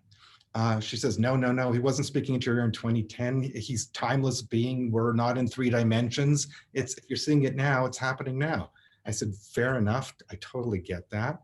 But what's his message and why your dad? She says, well, obviously it's connected to, you and me on some level. What do you feel the message is? I said, I don't have a message. That's why I'm asking you. You're the one who's like a known psychic and healer and all kinds of stuff. So like, you give me, what your story is. Well, during the conversation we were having this morning about this picture, she sends it to her sister, who is not into phenomena at all. And within seconds, she looks at it, she says, oh my God, I see dad in it. I'm thinking like, so I'm looking at it, blinking my eyes, blurring my eyes, holding it at arm's length. And I see an image at one point, not her dad, but I see something that looks very much like the being that Nina had in her orb, which she sent the picture earlier. And during the conversation, I have a green artifact, an ancient artifact from Mexico with all these ET craft and heads and all kinds of stuff. And somebody, and this is like a crazy story that I won't get into now, it's a long story, but it's like somebody showed up and they said, I heard a voice and I was told to give you this ET thing. And it's a little pendant. It's only like, I don't know, maybe an inch. And they said, this is yours. And I picked it up in Mexico. It's one of these ancient artifacts. And there's a whole story with that. And when I looked at that artifact, I texted the picture to Desta because I said, this looks like the thing that Nina drew. And this is what I see in this particular orb. But do I see this Hollywood celebrity that everyone knows? I'm looking, but it's just not there. Wow. Would you agree with me? You mentioned the girl in Norway. You're sort of famous for doing the research into her and getting her on interview and with the implants and all that kind of stuff. Do you tend to find in all the interviews you've done this connection between sort of orb phenomena and somebody who's like an experiencer rather than just someone on the street? When I talk to people on the street, it's usually not about orbs. So it's a bit of a weighted question there, Grant. But it's usually like, where's my coffee? Behind you on the wall, look at the face of alien. You see? On the wall, behind you, on the wall, you have a face. Oh yeah, Nina sees stuff in the wall. She sees and in here, the wall. She can describe that to you if you you talk. have the face of the alien to material. Yeah. There's something going on in the picture. And it was a special occasion, and people who have already passed over to the other side who were intimately dear were not present at this occasion. So I thought maybe that was their way of saying, hello, we're here and we're with you. Wow, that's fascinating. If you want to show the other picture, Grant. Yeah, there you go. So this was taken the same year at Oxford University. No, this was actually a couple of years earlier at Oxford University. And I was just, I said, oh, these are cool doors and doorway and threshold. I'd love to have a picture taken here. And somebody grabbed my camera and snapped it. And why I like this one for the orb is because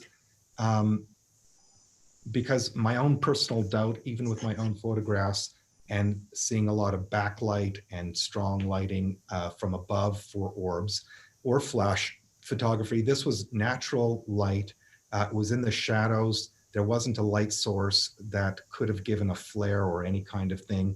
And there's a lot of detail when you blow up this orb as much as you can. So that's why I like this particular one and why I feel that even in terms of depth of field, it is between me and the camera, yet all the orbs seem to have a semi-transparent quality to them. And that's why I think there's a plasma and plasma energy is important because I believe plasma beings, like when we leave the body as an energetic being, I believe that's plasma phenomena that is the conduit of taking us.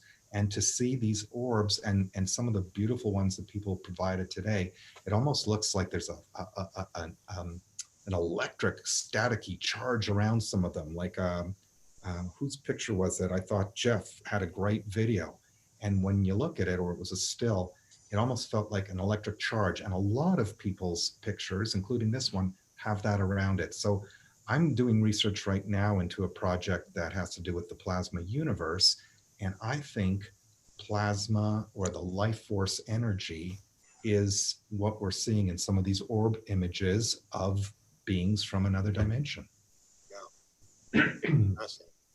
Fascinating. Yeah, it's, I appreciate what you're saying, is because you've got more than probably most people. You've got interaction with a lot of people who, you know, I think live in this sort of world where you're sort of like, a lot of people have an opinion, but you have more than an opinion because you're actually working in the field. Now let's go to this one. This is a pretty bizarre one. So this is at the Schönbrunn Palace during the officers' ball that I was invited to. This is an interesting palace because when Hitler annexed Austria as part of Germany during World War II, it was at the balcony above this ballroom where that took place. And so at one point, you know, I'm shooting something for the Travel Channel there. And I thought, oh, I have nobody to dance with. Everyone's paired off. I'm going to dance with myself here.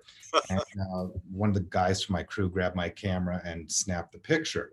Now, when you go to the next shot where I circle the orbs, because here I overexposed the picture so we could see the orbs better. Now, what's interesting here is that I actually never noticed that there were orbs in this picture until 2 days ago when you said, Sid, you're going to be on the Zoom thing. It's like, oh, when were you going to invite me? So it's like, show up. It's like, okay, I'm there. So I was actually going through my pictures for some other reason, and I saw all these orbs there. And I thought, oh, wow, this is really cool. But there are lights and candelabras all over the place. So I wasn't sold on it as being orbs for myself, but the bottom one near my foot is the one that has a lot of detail to it. And I thought, yeah, that's interesting. Now, why it's interesting for me this night, because just as everybody else was talking, I remembered why that night was so significant. And a gentleman came up and introduced himself to me, and he's wearing his full-blown uniform. He was the top-ranking and most decorated military person in all of Austria. And he invited me to sit at his table where the generals of the country, some diplomats from Russia, and as the prime minister were at his table. And so it was a very sort of prestigious crowd if you're into that kind of crowd. Yeah. Not my crowd exactly. He wanted to give me a tour of the palace before we sat at the table.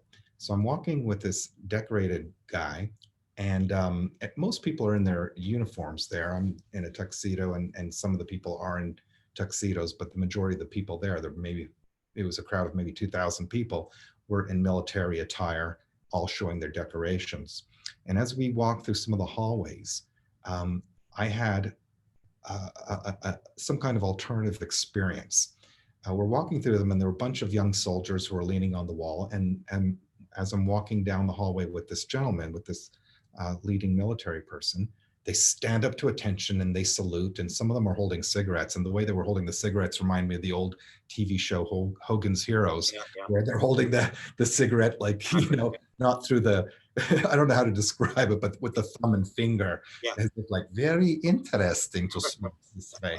So they're smoking like that, and they like drop the cigarettes on the floor and put them out, and they're saluting and knocking their heels together. And I'm thinking, this is very weird. I feel like I'm going back in time. And as I had that thought, walking through the hallway, seeing the soldiers there, it's as if the hallway corridor shifted right a little bit, and the soldiers who were all there to the left shifted right a little bit, and overlapping their current contemporary bodies. But now suddenly I'm in Nazi Austria, Germany, 1940 something, early 40s, I guess, late 30s, and they're all there, different uniforms, and it's shifting back and forth like out of phase. It goes into phase, it goes out of phase. Suddenly, I break into a nervous sweat, and I'm not somebody who sweats all that much, but I'm in a nervous sweat that moment as we're walking down the hallway, and they're saluting him, and he's taking me through rooms, and they're standing up to attention, saluting him. And I'm thinking like, they know I'm a Jew. They know I'm a Jew. Like this is it's repeated in my head. And it's like, I don't know why we even thought that. It was like a knee-jerk reaction. They know I'm a Jew. They know I'm a Jew. I'm like doing it like a mantra, and it shifts into that phase again. Wow. It's like really, really weird for me.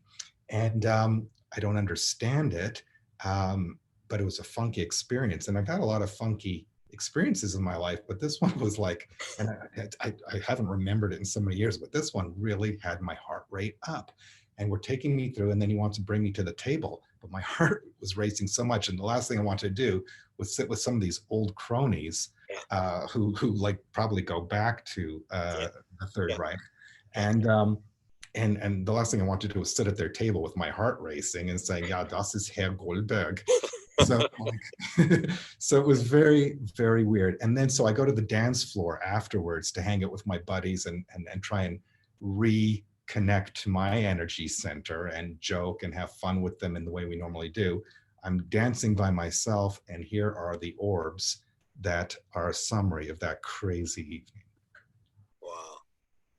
Fascinating. You don't let me down, Sid. You've got a lot of interesting stories. Thanks for sharing that. And you go through you got a lot of photos.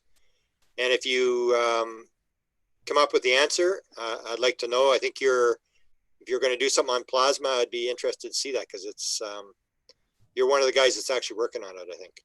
Well, thank you, Grant. And one last thing I'd like to say to everybody who follows me on camera today, as well as those who were before me, and those who are listening. And my question really is, what is our takeaway from the orb experience? We've all been describing phenomena and light, and here's one, and there's one, and I felt this, and I felt that. I want to know, what is our takeaway from the orb experience that we should consider after we've been exposed to this phenomena through these images and stories? And what am I supposed to make of this? Because for myself, I could say they're from the invisible universe, they're other dimensional, and there's no doubt about that. But there's got to be more. I didn't get the message from the celebrity in my ear who's supposed to be telling me something. Maybe after this he will. And I am blown away by everybody's presentations and images.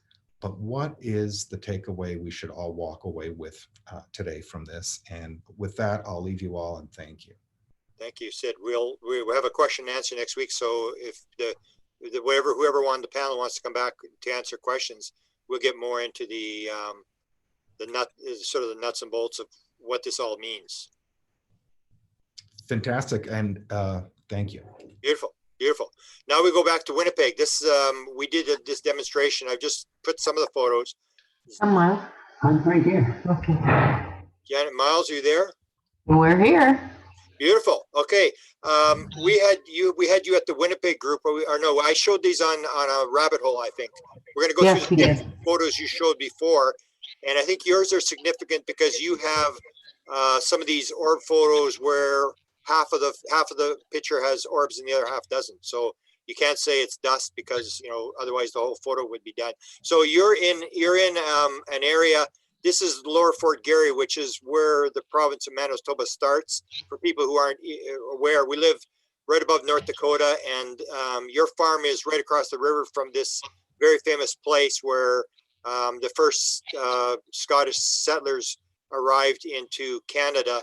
And this is the thing. And then you're across the river. So let's go into how you start. You start, I think, actually in Sedona with your photographs, and then you move back to your property. So can you go through them as we go through these photographs and describe what we're seeing and how you got into this orb thing? Okay, so this one is on our property. Oh, hang on, let me mute. I think you got two computers going there.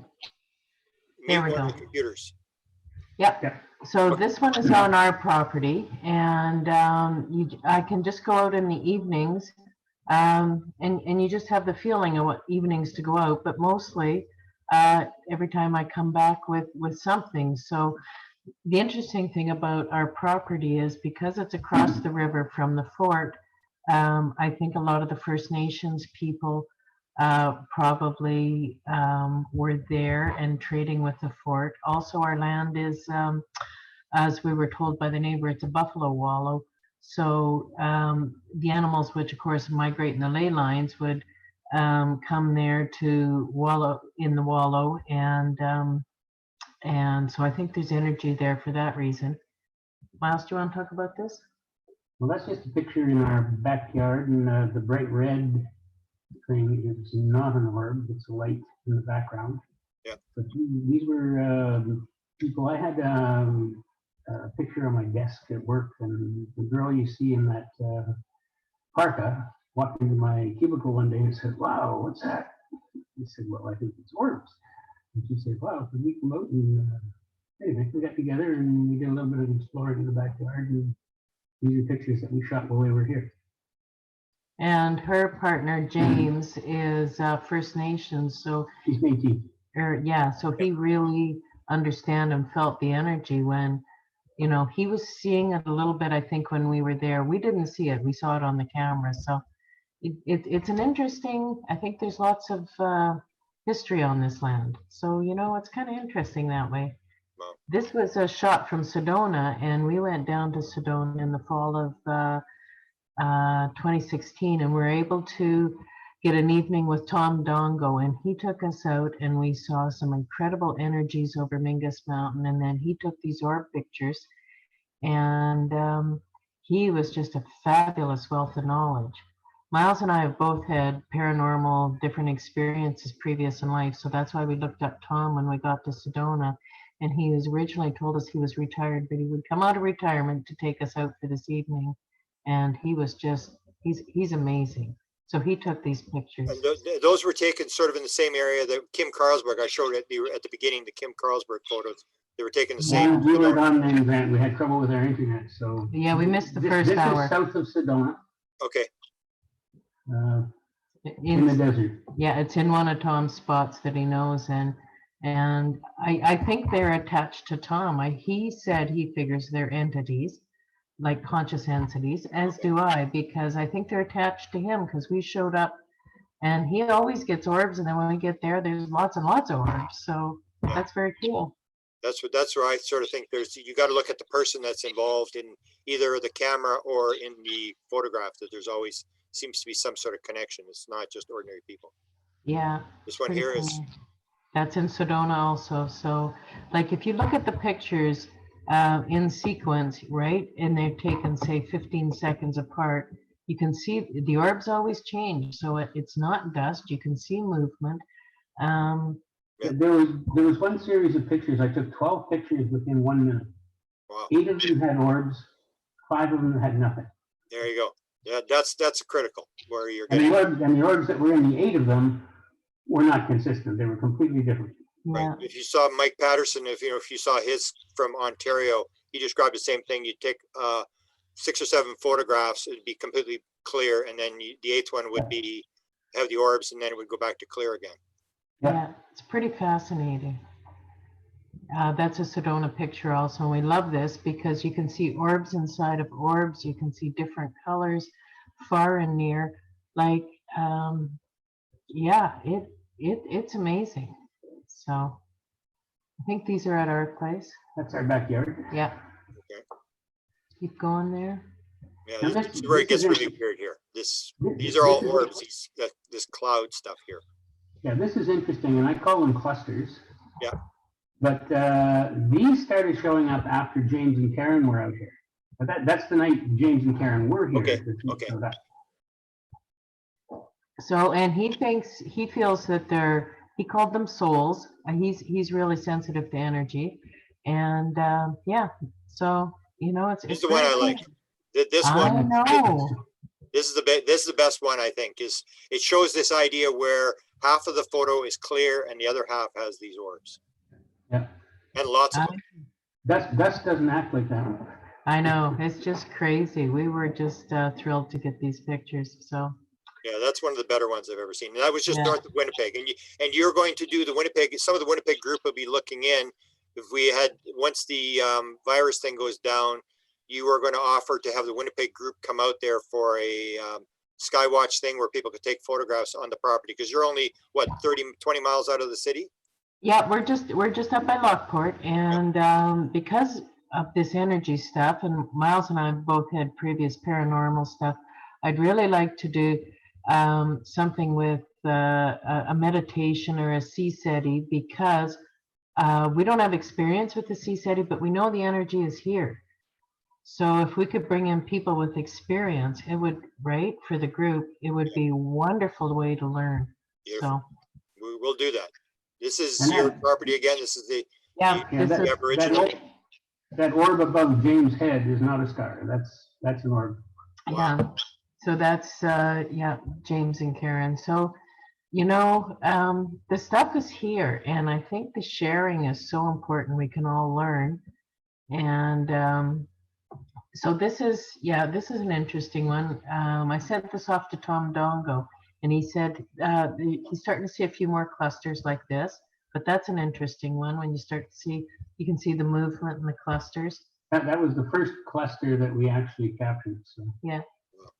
Are you filming this year right now? Are you out there now? Yeah, and it's a little bit interesting. Oh, Miles. So here we're getting these objects start to appear, and you'll see in other photographs as well. It's on the left-hand side for people. Yeah. I call these snakes, and you know, they aren't there until you take the picture, and then you take the picture and you've got this, and I think it's orbs in motion, but they're moving so fast that, you know, when you flash on your camera lasts thousandths of a second. Yeah. So something moved that far in a thousandth of a second. It's like almost like they're showing off. Yes. Yeah. You know what you say, Grant, about they want you to see? Yeah, the theory of wow. It's like they want you to sort of go like, what's going on? Here's another one. It's not that clear, but it's again one of these things coming through the sky and moving a tremendous I distance. think we have a close-up of that one in the second sense. There it is. That's a different one again. But yeah, so that's interesting because how fast it's moving in the short take, and I didn't see it with my eyes. You see it when you bring in and look at the SD card, right? So yeah, and then they don't go in a straight line. They want it to go crazy like that. So. No, there's some that go in a straight line, and I think we'll come to a photograph of. Oh, I don't have that one. We have to do that one the next time. You sent me some more, but I didn't stick them in because I was getting so many photographs. But send me those other ones, and we'll put them in part 2. There's really one interesting one from Sedona where everything in the picture is absolutely totally focused, except all of the orbs have tails on them, and they're all going. So yeah, we'll keep sending him pictures, and you'll find out. Well, we'll do a part 2 because you guys have a lot of interesting stuff, and I really thank you for especially the one where half the photo is like this massive orbs and the other half is completely clear. That is a real definitive photo. Yeah, looking forward to doing further research with everybody. I'm really enjoying everybody's input. Thanks, Grant. Beautiful, thanks. And now, Chris, are you there? Chris Bledsoe. This is my friend from 2012. Had many experiences with Chris. He's got more photographs than probably anybody. He's like a magnet for this, and lots of elements inside the government, military, intelligence are interested in Chris because he's in touch with whatever the phenomena is. He's tuned in. So are you there, Chris? Yeah, I'm here. Can you hear me? Yeah, speak up a little bit, but I honored that you would come on tonight because I know you're very busy. You've got a pile of stuff going on all the time. And I've only put some of the photographs. You've got some photographs, videos of orbs and stuff. I've only got a few of them here from the last couple of years, but you're photographing all the time, correct? No, not really. If I did, I'd have a whole lot more than I've got. I really don't intentionally go out trying to photograph this stuff. I just, when it happens, it happens. You know, it's just kind of the way I do it. Yeah, but you have had a number of pretty, and it would be orbs, not the sort of like you've had close orbs. What do you think the orbs are? Well, let me say this is, you know, for 13 years, I've been shouting orbs, and it fell on deaf ears for the longest time, especially the UFO world, but not in the scientific world. But there are different types. When I reported this missing time on the Cape Fear River, I reported those big orange balls of fire as orbs, and they were 40, 50 feet around. Yeah. So I still see those. Those are the ones that people come here and experience. Usually it'll be something that appears overhead that is very large. And I have a video, Grant, that I'm going to release sooner or later that Dr. McGuire says is probably the single best orb video ever filmed. And nobody can debunk it, period. And it's in focus, clear. And it's right over. I heard it call me. I was sitting on my couch with my wife watching television. And I just heard it call me. And I stood up, walked outside almost like a robot. And when I did, I said, I need this. And I looked up and it appeared right above me, about 200-300 feet above me. And it's always when they appear in a pulsating, really quick flashing bright light. John Alexander saw the same thing. And then it'll usually stop pulsating and sail away and eventually vanish. And they'll be anywhere from orange to white to blue. This one that I'm going to release is pretty crazy when you see it. You can watch it vanish. And but those orbs are the ones that come, I call them, like craft. You see them in the daytime. You can see them at night. I suspect those are these discs you see around, but I'm not sure. But a lot of these orbs that are showing up in camera photos, I have those too. I don't intentionally go out and just shoot photos in the dark. That's why I say I'm not filming. I take my cell phone, and if friends come over and something appears, then we try to take a picture or video. But as with John Alexander, you can at times sense when they're about to appear, because that's what happened with John, correct? You sensed it, and John was asking, how do you know they're coming? And you can pick it up when they're in the area or when they want you to see them. Yeah, I can feel them when they get very close, and it's like an adrenaline rush. My hair stands up. Dr. McGuire is the most recent experiencer that came here, and he came in February. Had a tremendous experience, and my son Ryan was with us, and the larger orbs started appearing above, and then at the same time, what he called flash bulbs, the little orbs started appearing in the trees around us, and they would shoot off and make little streaks through the forest. But I suspect a good majority of what we're seeing are people that have passed on. Okay. Because I have fairly clear orbs that have people in them. Rosie, or dogs. Yeah. You remember Nellie? Yes. Oh, yeah. The experience you and I had. Yes. So she got run over 2 years after that. And I have a fairly clear orb photo of her. I'm sure it's her because it appeared over her grave. Wow. I have a photo of what I think is my son that my wife and I lost. We had his name was Ted. And I walked outside one night and it appeared about 40 yards out, and it came towards me about 3 foot off the ground. These things are always rotating, always, these orbs. When they come into our place or into the visual spectrum, you'll see them, they're rotating for some reason. And, we have a video of something coming out of an orb, a very tall white entity. And we were praying that it would come and help this young lady that has had stage 4 lung cancer. And it came and it touched her that night.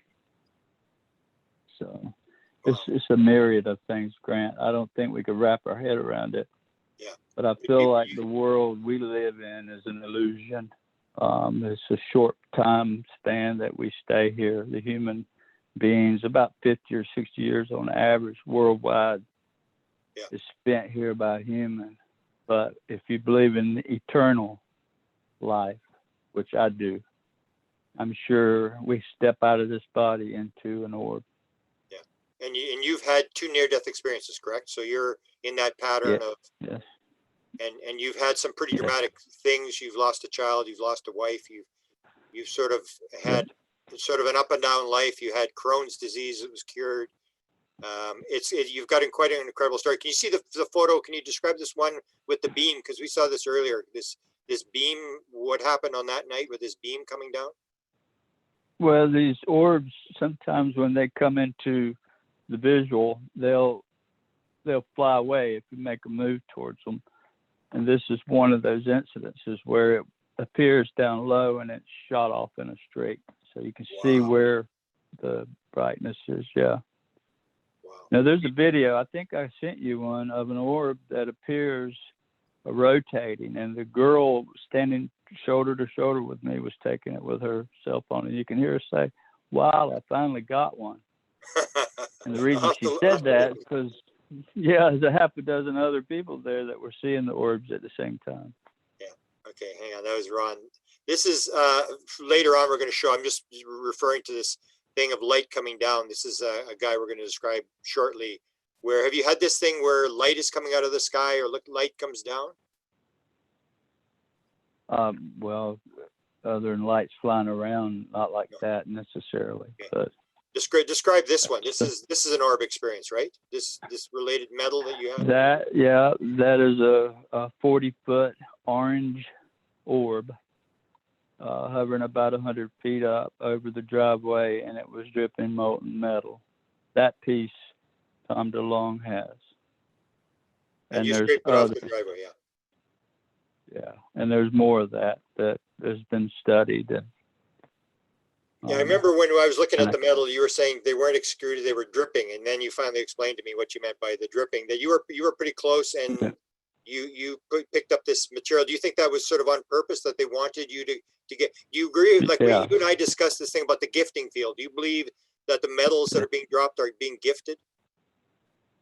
Yeah, 100%. I know for sure.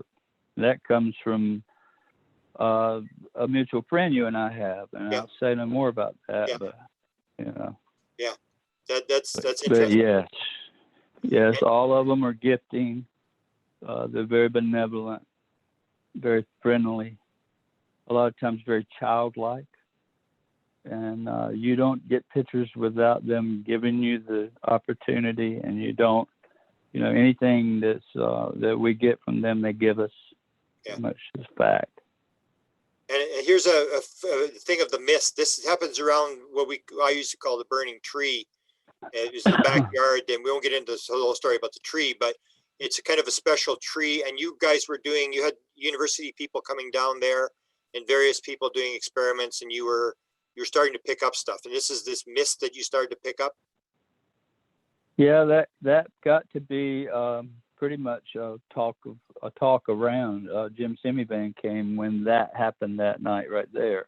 Oh wow! And his wife Deborah. Yeah, and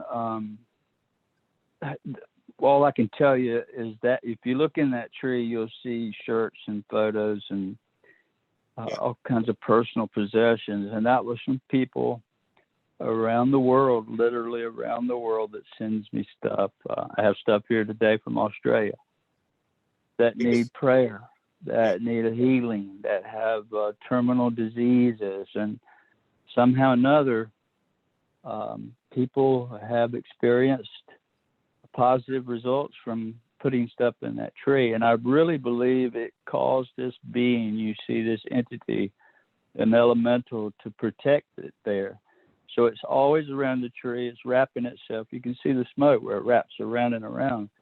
And how we began to figure it out, to see it in the previous photo, it flew by our group there. Yeah, and how I could see that, Grant, is because if you take the infrared on a little camera, a pocket camera, I had it, that wasn't my cell phone, it was a little $60 pocket camera. And when you hold the button down, it sends out a red beam to try to focus on. And I learned that shining that red beam, you can see the smoke when it flies by. Oh, And okay. it's very intelligent. Yeah. And so when I saw it zoom through the lens, through that red beam, I took that picture. Wow. And there were people all around us there. Yeah. That's You- another one, same night. Isn't this the daytime shot of this smoke stuff in the day? Because it looks almost like daytime. Yes. And what happened there, Grant, is my good friend Craig Campobasso, he's a casting director in California, Hollywood. Yeah. Cast about 900 movies, I guess. And his friend Lori, which Lori works with Coast to Coast or George Norrie Live. Yeah. And they came to visit, and I took them out towards the dog kennel. And if you can look, and behind there you see my storage building. Yep. Way in the background. Yeah. Well, a lot of things started happening. It's getting towards late in the evening, and Craig hollers orb, and it appeared a bright white orb. And when he took the picture, he didn't get the orb in the picture, but the smoke. And then he snapped, 2 photos in a row, 2 or 3, held the camera thing down. And the very next photo is of the entity. And you can see the orb fly behind my friend with hands reaching out of the orb. Wow. Yeah. There's a blue orb, clear blue orb flies right behind her, and there are 2 sets of hands coming out of that orb. Wow. I'll send you a copy of that. Okay. Yeah. Wow. And there's Yeah. a full-blown entity in that picture in the daytime. So you would agree with this idea that and I'll show some of the orbs that you have, the close-up of the orbs, where there's actual beings in there. This is not just a piece of dust or like an energy thing. It's an actual living being. Is that your understanding? Exactly. And that's an elemental right there. Probably the buddy of the other one wrapped around the tree, but clearly Jim was there that night, semi-van. Yeah. Is that your son there? Active. Who's in the picture? That's Chris Jr. Okay, I thought it was your son, yeah. You can look right on his rear end and you see the eyeball of that thing. Yeah, I can see it. Look at it. You can see it. It's an entity there. Elemental. Okay. Here's some of the Looks close-up. like father and son, right? Wow. You can see a little gray guy in the bottom left there. It looks like he's got his arm around him. Yeah, I don't know exactly what that is. Some people see things. Those are odd. There, yeah. That's pretty cool. There's just odd stuff. I've got a lot of those. That one's fairly clear to anybody. You can see there's 2 entities in there, a person on the right, and I think she's distressed. And in front of that same profile looks like a demonic entity of some sort. Yeah, the front one. So yeah, it's pretty clear. Yeah. Yeah. So nobody can put that back in the book. This is another clear orb. Those you can see. Some of those we get to see with our eyes. They appear around that tree. The energy's so high there.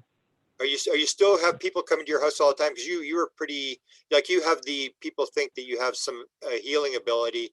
So you have plus the people who are interested in why you have contact. Are you still entertaining people all the time? Because I sort of heard that you had people there like almost all the time wanting to. Well, I did. It got so bad that sometimes my wife came home one Sunday evening or morning, I'm sorry, and she was at the coast or something. There was 20 people laying out all over my yard, camping out and chants and stuff. So I could have 1,000 people here every day if I would allow it, but we moved to about 15 miles away to a 15-acre piece of land with a gate going in and a little cabin on a pond. And so we sized down a lot, but it never slowed down, Grant. It's just as busy here.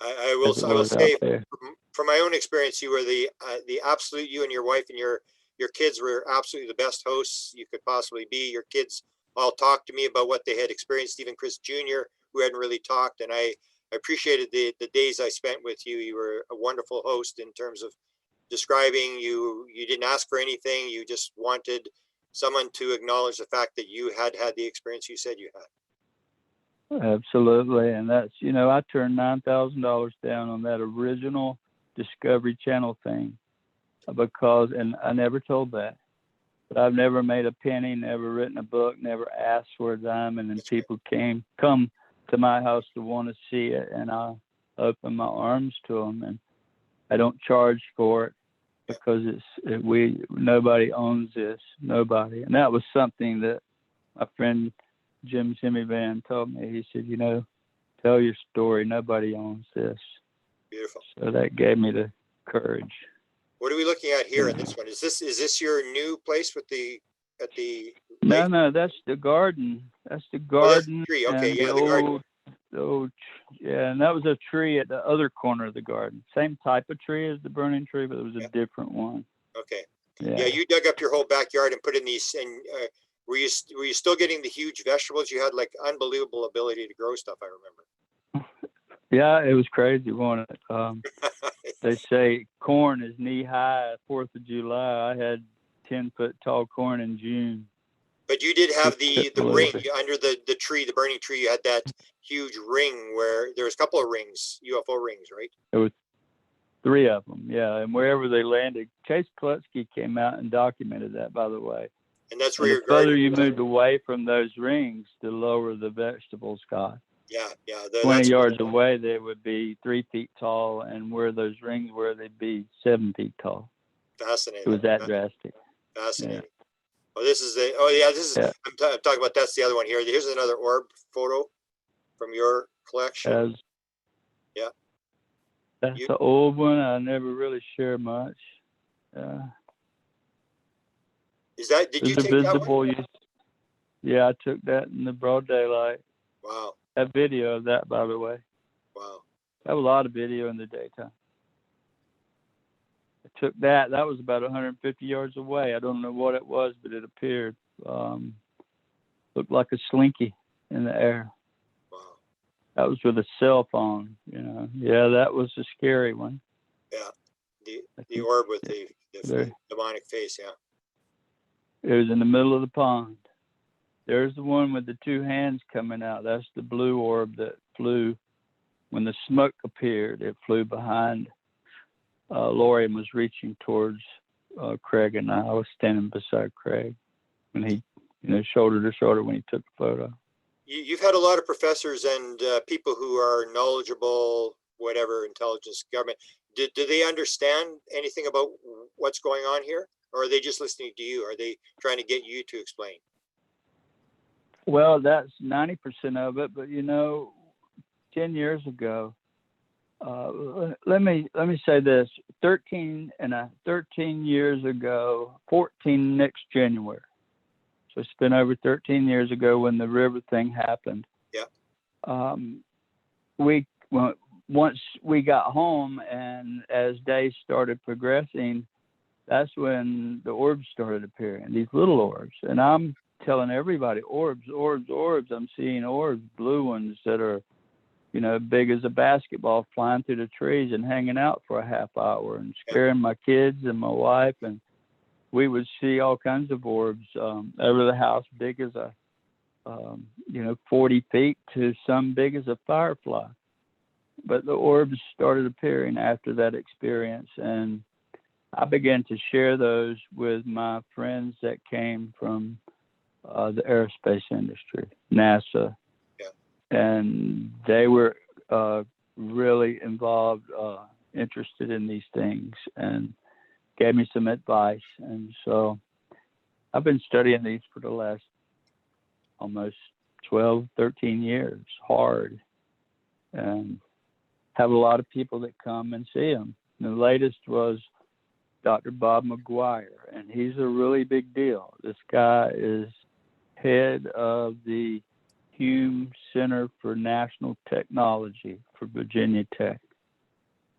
And he's a really big-time scientist, and he had a life-changing experience recently with these same phenomena. So I'm glad you're doing this, Grant. It's been a long time coming. This is the key. The key is it's all a part of this thing. Yeah. Well, I'm glad to have been, whether it's accident or synchronicity, that we met and then had the experience that we've come a long way, and we've sort of, I think I learned more from you in terms of saying to people that if you want to know what's going on, you've got to talk to people like Chris Bledsoe and other people who have contact. And that's where I think Jim Semivan came in and people like that, where they realized these people are antennas, they are ambassadors, they are whatever they are, but these are the people that you have to talk to in order to figure out what's going on. And I think that's why you've had so much interest. So I've always advised people that people like Chris Bledsoe are the people you got to talk to. Forget about it's anecdotal, forget about whatever you want to do. You have to talk to these people. They know what's going on. They're interacting with the phenomena. You can't really tell anything by counting how many green ones or red ones or fast ones or stuff like that. There are people who are interacting with whatever the intelligence is, and I think you're one of them. And I'm honored to have known you over these years, because you actually taught me that lesson.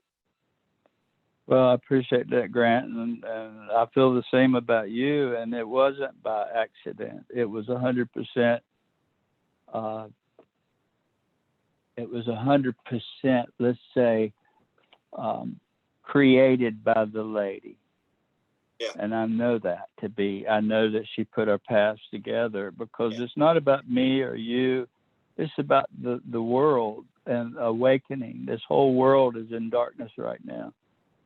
And if we could all just awaken to the truth of this and understand the light and the positive and the love side rather than the dark side, I think we could probably ascend from this place and never die.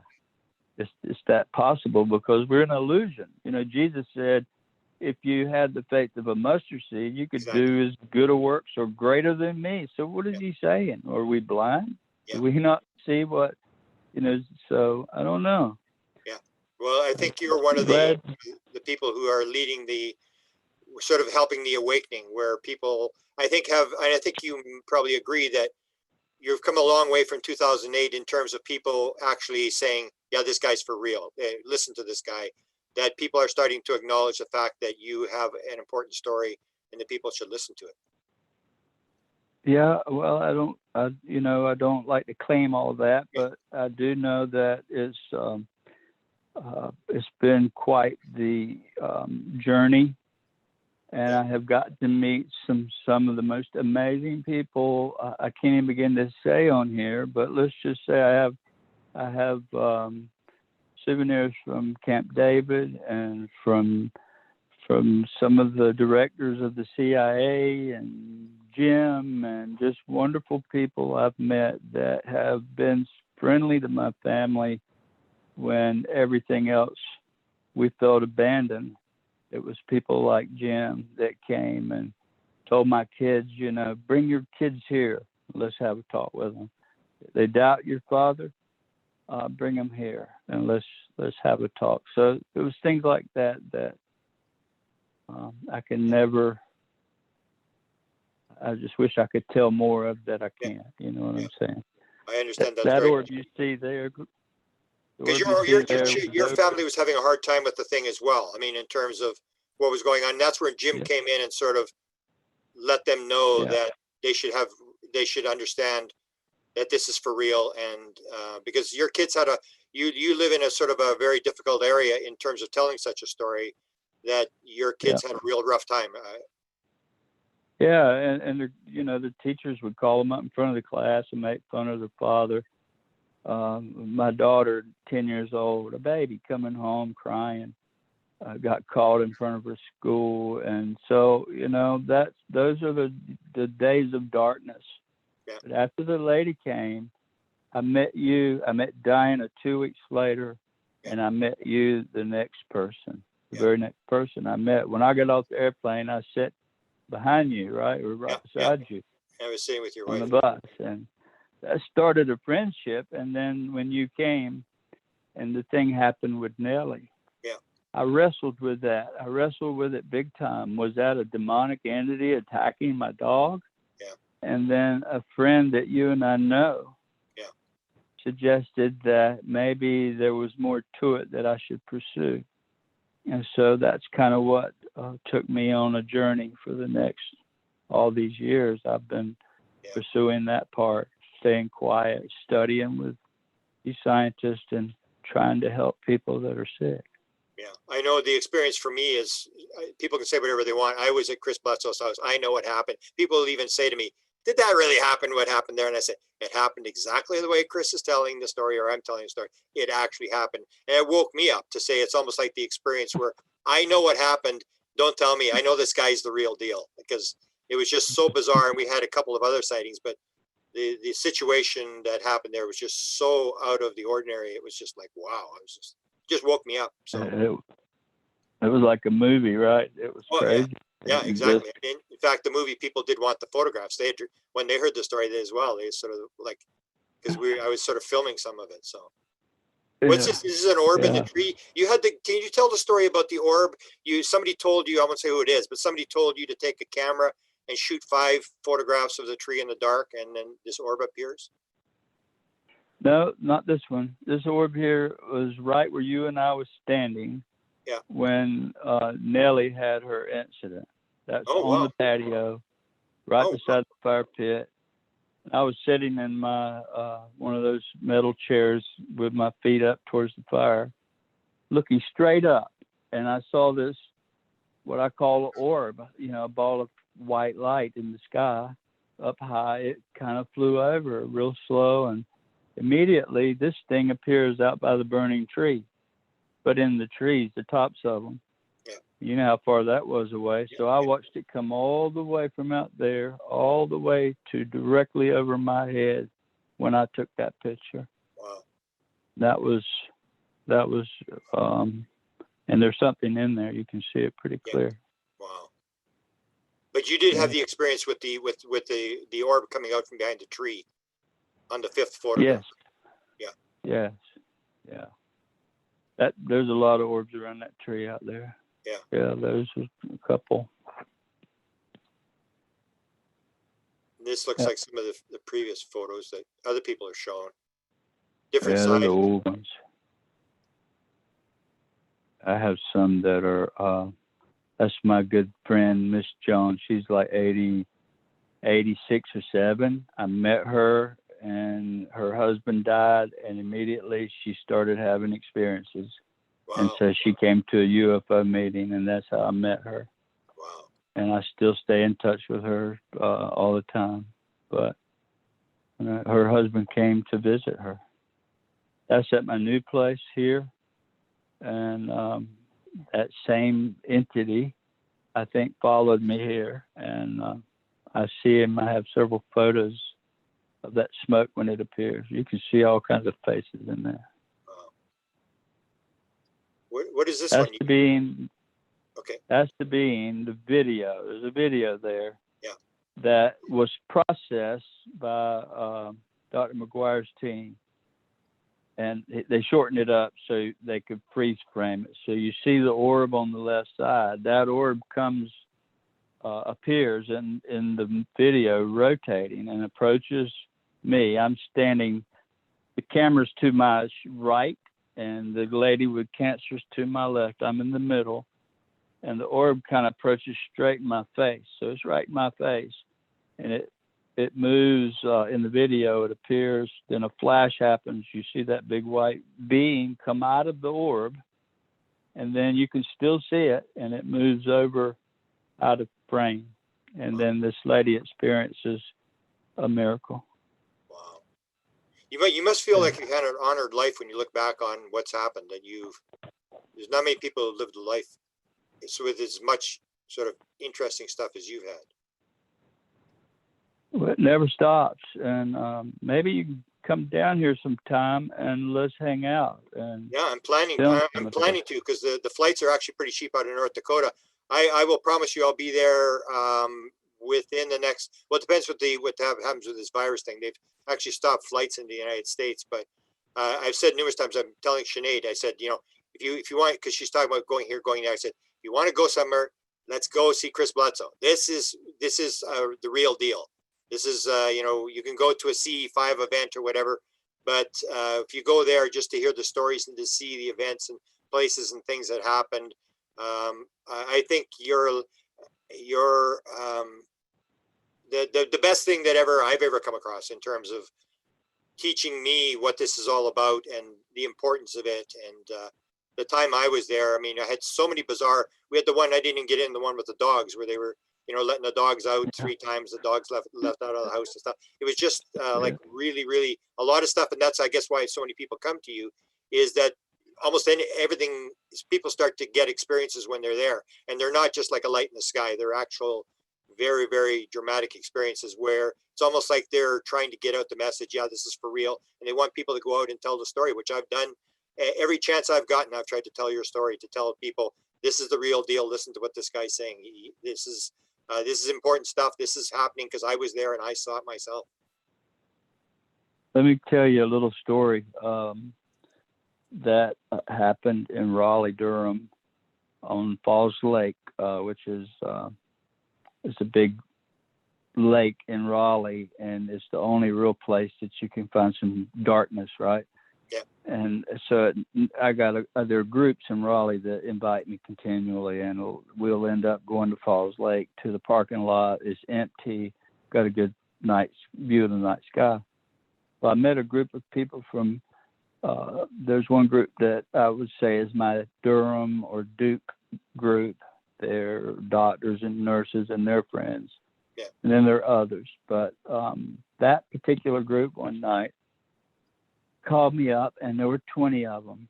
And you showed a photo earlier of the mother, or a lady we think could be her, that this lady from Raleigh took the photo, and she turned the camera towards the group, all 20 of us, and took it in total darkness. There was no flash, and that appeared above our group. But let me tell you what happened.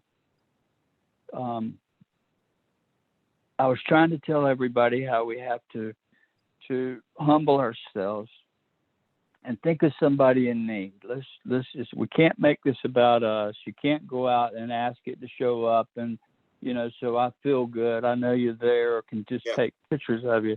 It's got to be for a reason, and it needs to be for someone else that is in need. It's in service to others. Right. So this doctor's person says, I have a patient. He's in a coma. He's been in a coma for over a year. He's got 2 boys, 13 and 12, and his wife, and they're at wit's end. He is teetering between life and death. The family needs something. So I just asked out to the universe. I said to the mother, if it be your will, relieve this family, either heal him or take him. And when I said that, Grant, within 20 seconds, a ball of light about 100 yards away on top of the pine tree that close appeared, and it grew up about as big as a minivan. And everybody went, oh my God, you should hear them. And then it flew away. And that was about 9:30 at night. And then we got word that he passed away just before midnight. Wow. These are some of the experiences that have happened, and witnesses will testify to it. Beautiful. Thank you, Chris, for sharing. And hopefully you can provide a few videos if we're going to do a part 2, because I know you've got some videos of these things moving around. I didn't include any of those, but again, you've been an inspiration to me, and thank you for your friendship and for all you've done in terms of getting out what I think is the proper message. I appreciate that, and truly love you, my friend. Thank you. Thank you, Chris. All right, brother. Bye-bye. Now we're going to go to Diane, and this O'Connor I met at Paula Harris's Starworks USA conference. Can you bring her in? She's got some. Hi, Diane. We're going to do. You're going to back up Chris Bledsoe. You got some of the smoke stuff, which Chris Bledsoe showed. You took a bunch of photos. You showed me. Let's just go through the photos. And for people, you're from Illinois, correct? Yes, I now live in Northern Michigan, though. Oh, okay. I recently moved. Mm-hmm. Oh, okay. Is that a step up or a step down? It's a step up. It's beautiful here. Beautiful. So these photos, tell me about your backstory. You've been experiencing all your life, or how do you get into these photographing and going to UFO things? And let's start from there. I've had weird little things that have happened to me since I was little. My daughter has always been able to capture orbs on her cell phone. Even when she was little, I bought her a camera and she would capture orbs. And she'd always say like, oh, Uncle Robert's sitting on the couch. And then I'd take a picture of the couch and there'd be a big orb there. So I figured out she could see orbs and she could see spirit at a very young age. So that's kind of normal in our house, but I didn't get a picture of an orb until September of 2013. I got one orb in one picture and I was over the moon. And then it just kind of took off from there. It's like, I feel like once I get my head around it, they give me something a little bit more. And then when I get my head around that, and it might take a while, then I can do a little bit more. So this picture here, I was on a haunted woods tour. I thought it'd be fun to go walk through the woods at night with a flashlight and didn't know if we would get anything. It's Mary Sutherland's Sci-Fi Cafe that hosted the haunted woods tour in Burlington, Wisconsin. And this lady had recently lost her son, and this is her son's best friend who came with her. And there's an orb with him in every picture I have of him. Which there are many. I just gave you a couple, I think. But see that orb above his head? Up above there, yeah. That's a clear one. Yeah. And this is a story. You told me this story. Tell me this story. This is about the fire. I remember you telling me this story. Yeah. So I wanted a picture of just the campfire. And I made sure nobody was sitting around it. And Mary had told us people will appear in your pictures that weren't with our little group. Because I think there were 12 of us. And she said, or people will disappear from your pictures that you know were in the picture. Well, this person wasn't even with our group that you can see sitting by the fire. Yeah. So that's the first mystery. We got that big red orb jumping out. We don't know what that is. And then if you look closely at the person in the picture, it seems to be a head, a man's head on his left shoulder and a woman's head on his right shoulder. It looks like he's wearing like a scarf or something, but it's actually a very hot summer night. Wow. Yeah, I did have the blow up, and then I didn't frame it right, so you would have been able to see it if I had pulled it down. Oh, that's okay. I had the blow up, but I remember you telling me the story where this being appears, or this person appears in the photograph, and there's nobody there. That was one of my pictures where something came outside of an orb. That was one of when they give me a little bit more, that was kind of the next, that wasn't the next phase after the orbs. That's one of the phases. What do you make of this? What do you think was happening? Just somebody that needed to be seen, or they wanted to sort of show off, or what do you think? Why did that I'm appear? wondering if that's a communicator, maybe? Like maybe that person, or if he is a person, because we're out in the middle of the woods and he's not with our group, or she, whoever that is. But I was so freaked out about the two heads. You can kind of see their heads there at the top, their faces. I did a shamanic journey. It's a long story. Yeah. But I figured out who they were, and I wasn't scared of them anymore. Their names are Ben and Veronica, which is, it sounds crazy, but yeah. Oh, cool. They're my love guides. That's Mary Sutherland. She's the tour guide. Were other people getting orb photos, or were you the one shooting? Other people were taking pictures occasionally, but nobody was getting orbs. Okay, that's like me. I can photograph all I want, no one getting orbs, but describe this one. This is like a golden one. Yeah, it's beautiful. It's just over a group of people. Wow. I don't see anything when I take my pictures. Only when you look at the photograph. And this one, you remember you telling me about this one here. We're in a clearing. We walked through a section of woods and came to a clearing, and we were supposed to gather some sticks so that we can build a little bonfire when we get to the next clearing. So there wasn't any trees overhead where a spider can dangle from or anything. So Mary said that we would see fairies and elementals and possibly Bigfoot. And she said people have gotten pictures of Bigfoot in these woods. It's some big portals. So. Wow. Chris Bledsoe actually has one like that, a daylight in a garage. If I had thought about it, I would have found that. But it's that same sort of thing, kind of interesting. That's an interesting photo. Yeah.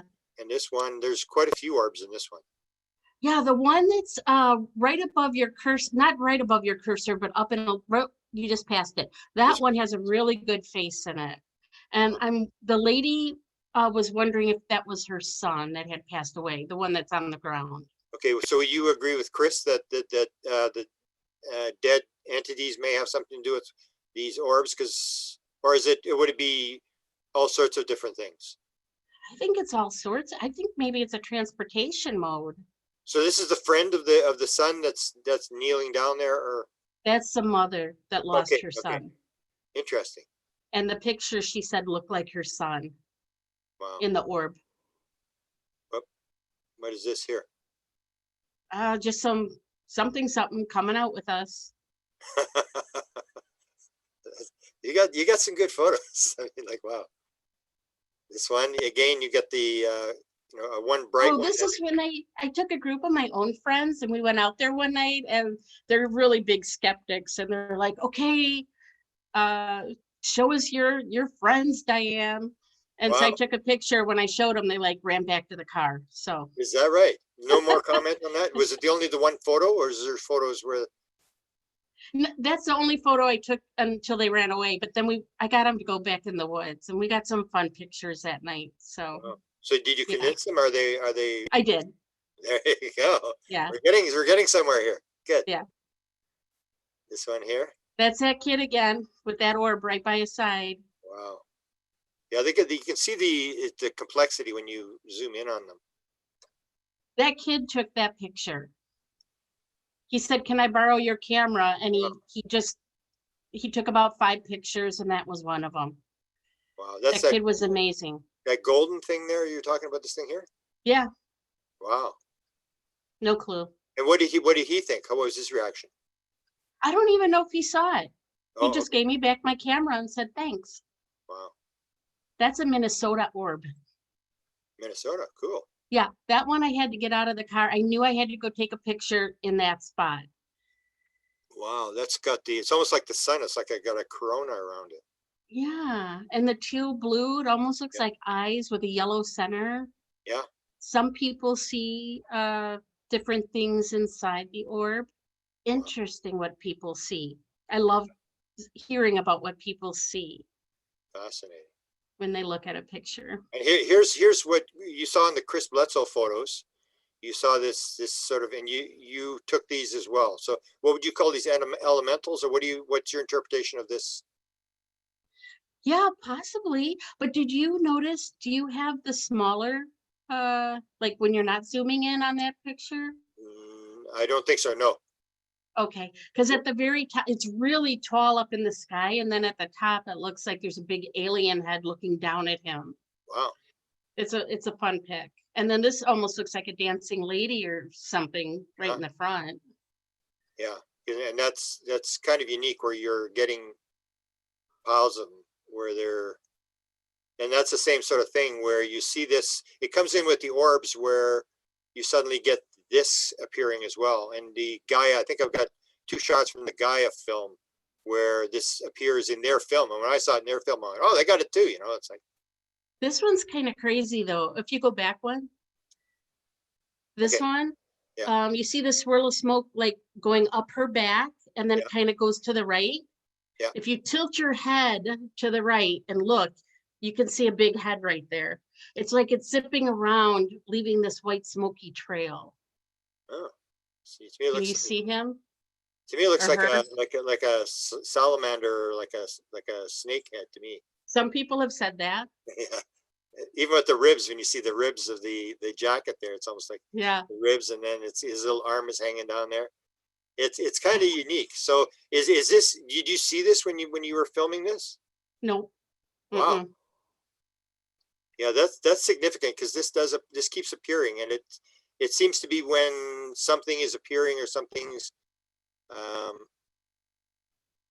interacting with the people. And then this one, same thing. So you have it. It's not like somebody says it's fog. Well, if it's fog, it's going to be on the ground, number one, and it's going to be uniform across the ground. It's not going to be in one pillar beside some guy walking along and nobody can see it. If it's fog, you can see it. Can you see that perfect face? His profile? Yeah. I see what you're saying. Yeah. Oh yeah. If you see, like, if you're not zoomed in so much, it almost looks like this, whatever he is, I call him guardian of the forest. It looks like he's about 13 feet tall, but he's all crouched over and he's going like this with his hand, like, come here. And that's the Mary's husband, the other tour guide. So I think that the elementals are, if that's what they are, that they're pretty comfortable with the tour guides. I get great pictures when I'm with them. Wow. Do you feel sort of called to do this? That you, in terms of, because you seem to be able to do it where I can't or other people can't as much as they try. But we're getting into the smoke thing. So I'm looking. This is in Winnipeg about 100 years ago.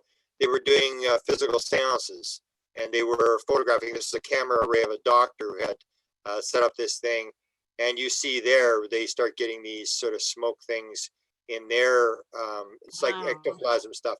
And you start to see these connections to other stuff. Like here's one here, like during a seance. I think this is in the 1930s, somewhere in the United States. And you see this same sort of thing where you have sort of dead people and you have this, whatever it is, this smoke elementals, whatever you want to call it. Yeah. Did you see these patterns when you start looking across all the data? You see it's not just UFOs or orbs. It appears in other paranormal phenomena as well. And this one here is, again, with this thing. Here's another one of yours. Yeah, so to me, it looks like there's a big elemental guy standing behind her with like a white blouse on with a little black vest, and he's leaning over, looking over her shoulder to see what she's looking at, and she's looking at her camera. You would think for this, I mean, a skeptic, you would say, well, why can't you see this? I mean, if this is fog, some people cannot see it. If you can't see anything, that's pretty. And it may be a thing almost like where, you know, we didn't have near-death experiences until 1967 when they invented the CPR, where they started bringing people back, or digital cameras come in. It's almost like as we go along with the new technologies, we sort of enter into this, like what Sid Goldberg was talking about. There's other realities that we can suddenly pick up because we're using different technologies. Yes. Beautiful. I love it. And then this one, this is just actually the other one where it's zoomed out is a lot better, where you can actually see it. You can see a couple faces pretty clear when it's not zoomed in so close. Yeah, that's a cool one. The idea that you would not see this and it would appear in the camera, that to me is pretty significant. Well, the kids in the back, there were a few kids on our tour, the 5 people right there, and they said they started pushing each other and saying, you know, kind of almost panicking, especially the girl. And they said, hey, you with the camera, we hear whispering back here. Will you take a picture? And I said, next time you hear it, say now. And when they said now, I turned around and took the picture. Wow, I didn't know that part of the story. That's fascinating. Yeah. That's absolutely fascinating. You got a wonderful collection. I hope you can come back and bring me some more photos, and I appreciate your showing me these. They were fascinating. You bet. And very inspiring to see this, especially when you didn't see this and this shows up on the camera. This is fascinating stuff, and it seems to be supported by other people that are filming the same sort of thing. I think they allow me to do it. They do it for me. Beautiful. I appreciate it, and thank them for me. I will. Thank you. Okay, now we're going to go to the smoke again. Alfred, are you there? This is Alfred. He's got a meditation room in Nebraska, Omaha, Nebraska. Now we're going to see the smoke, and we're going to see the orbs all in one shot here. I've taken a few things. Alfred is another one that has filmed piles and piles and piles of stuff. So we're only going to look at a few of his things. The next time we do it, we'll bring in some more of his stuff. He sent me some more stuff, and I was so overwhelmed. I just have some of the original stuff that we talked about previously. But you're going to see this happening. This is not in a forest this time. This is not outside. This ain't fog. This is inside a huge meditation room that he has in Omaha, Nebraska. Is Alfred here? No, he's not here anymore. Oh, he's not here. Oh, is he here? Okay. He was here before. Okay. So we'll give him a message that I'll put him on first up next time, and we'll get his stuff. He may have to work. Okay, so here's Alfred's stuff. Here he is, and as I said, he's got a big meditation room, and he films just with a simple iPod camera. And we're going to look at a video here, and what you're going to see is these orbs. And again, you look at the orbs, and they're moving around. They're not moving in one direction. If this is dust particles, they should all be going in the same direction. These are coming. And a lot of them, as you'll see with the film I'll show in a minute with Jim, they're coming, a lot of them are coming right at the camera, and then they veer away. Here's some of the stuff. Here's one of the things he's filmed. But I want to get to the video here. Here's some of the orbs in his house. Same thing, he can sort of tell when to film. Along the bottom of the shelf, up above the shelf. And I think this is part of a video that he took. But you can see these orbs, and then you're going to see the meditation room there. Okay, here's the meditation. No, this is the film. So you can see these orbs are moving around. This is very common, and look how many there are. I mean, see, they're a very dusty house, but they're all moving in different directions. And it's very low light.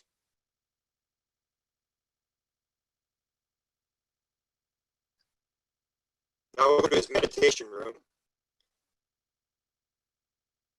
Here's the meditation room, and you will see there's actually beings that appear, but we won't get into that. But this is a big meditation room that he has. That's the door on the far side. He's doing a mantra, and he's filming. You'll hear this. Now you see the orbs. They're all going in different directions, and in a moment you'll see the smoke start to appear. And he's got hours of this stuff. Not so much the smoke, but the orbs in the meditation room. There you can see the smoke coming. And Jeff Stell will talk about this. This was seen at Shasta. They saw smoke at Shasta as well when they had the encounter. Jeff Stell and one other person were up higher on the mountain, and it was a rolling smoke. I don't know if it was the same as this, but this is Alfred's videos. He's got a lot of beings that appear, and he does these meditations for extended periods of time.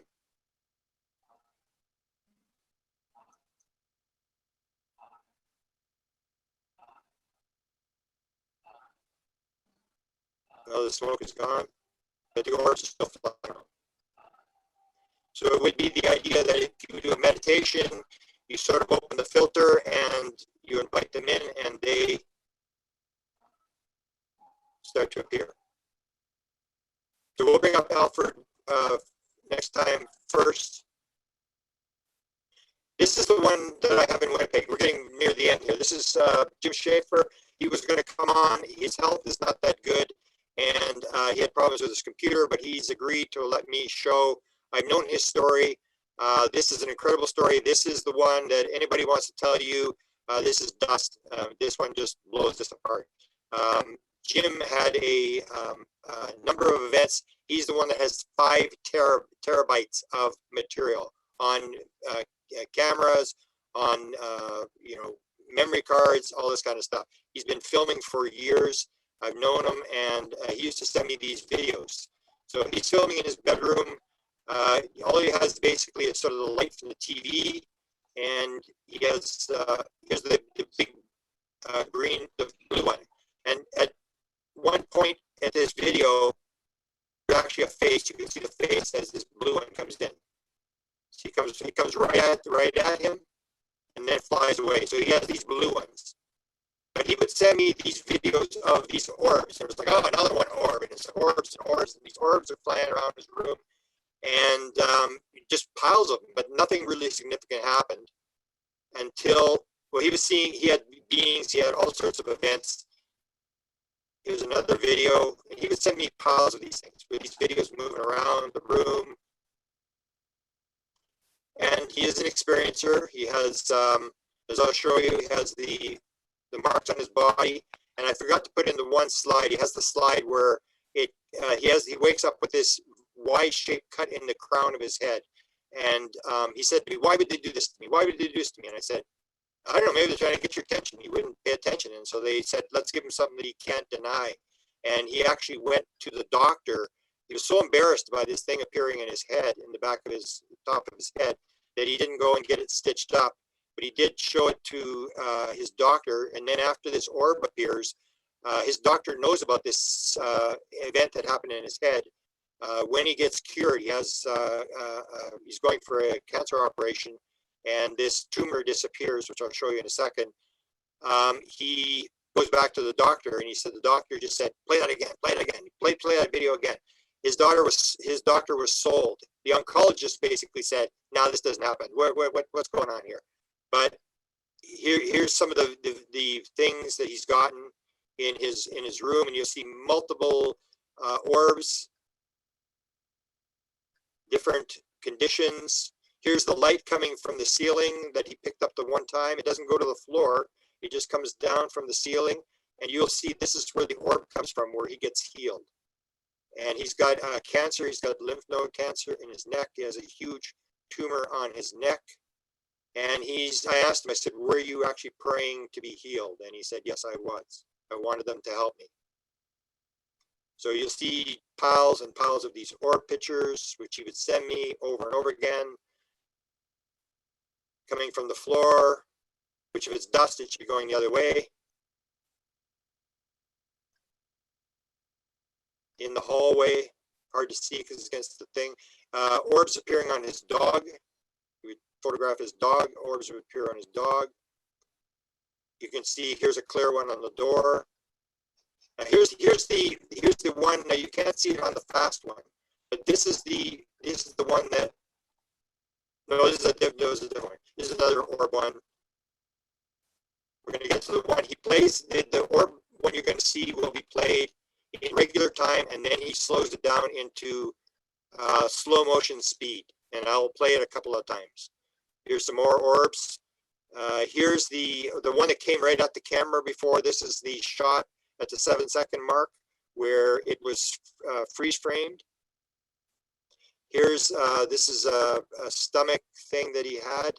Here's the triangle on the arm. Here's a scoop mark. It has 3s in it. You really can't see it on this one, but it has numbers in it. It's a scoop mark he finds on his leg. Here's the one I always like to say. I'm friends with the Walter Rucker, who's sort of an expert on seances, and there's at least 2 physical mediums who will describe they strap them into chairs when this whole event takes place. And at the end of the seance, there's David Thompson and this Scott Milligan guy both report. They've had reports that they actually, when they pull them out of the cabinet, their shirt is inside out and backwards, or Thompson actually has a cardigan sweater, and they actually tie strap the sweater onto him so that he can't unbutton it and rebutton it. And it will, when they pull him out of the seance is over, they will find him with the tie strap still on and with the cardigan sweater inside out and backwards. When I heard that, I said, "Oh, I know this story." And I went to Jim and I said, "Jim, you told me this story that you a number of times you woke up with your shirt inside out and backwards." The theory always used to be, well, how stupid are these aliens? I mean, how can they not put people's clothes on properly? And the idea is, it's like whether it's a spirit manifesting in a seance or whether it's an alien or whatever it is, they're basically just showing off. They just want to make you think, what is going on? I know I didn't have my shirt inside out and backwards, and I woke up with my shirt inside out and backwards, or with somebody else's clothes on. They just want you to know, yeah, this is pretty weird. They want you to tell a story. So Jim actually gave me the photograph of this shirt that was inside out and backwards. He also had, this actually went to Kathy Martin. He actually woke up when the shirt was inside and backwards. It had this red stuff all over the shirt, and it was sent for analysis. Here's the front of it. It was actually sent for analysis, and it was kind of, I don't know what the analysis was. It went there, and I can't remember. We're going to get Jim on. I'm going to do an interview with Jim. He's agreed to do a full interview of these events that he's had, And so I'm not sure exactly what happened with the analysis for this, but it was actually sent to Kathy Martin and MUFON to analyze the stuff that was on this shirt that he woke up with. Here's an implant that he had taken out of his body. It was packed in dry ice, shipped off. It never arrived. Here's this is the video you're going to see. This is a freeze frame from the video. You'll see Jim's leg. He's lying on the bed. He's filming that same wall, the doorway into the wall, and he's just filming. We cut the video because he was kind of had some bad language when this happened. After it happened, he's filming. Here it is. It moves up. It'll come across. Now you'll see this, the whole video as it comes, and this goes into his body, and he's happens about 2 o'clock in the morning. He goes to the bathroom, and the tumor on his neck is gone. He goes to the oncologist on the Monday or the Tuesday, and the oncologist said, "This doesn't happen." "What do you mean? The tumor is gone?" And he said, "I think it sort of disappeared Saturday night." And he said, "No, it can't happen." And yet he went back to his original, his family doctor, and that doctor sort of knew the bizarre experiences he was having, and he made him play this video over and over again. So you're going to see the video in real time, and then you're going to see it in slow motion. And what you'll see, you can't maybe not see it on the so clear unless you've got a big screen. It actually comes from the ceiling. It goes down between the 2 closets. It goes into a pile of clothes on the floor. Jim said he was very embarrassed that he had left this pile of clothes because it goes into this pile of dirty clothes, and then it comes out of the clothes, and that's when it moves across the room, and it gets big like this huge green or bluish white thing, and then you'll see it's right above him, and it goes right into his body. There it is. That's coming down. There it is. It's coming up, and it comes up into his body. And that's when the tumor disappears. So you can't really, but it does come from the ceiling down. This is slow motion.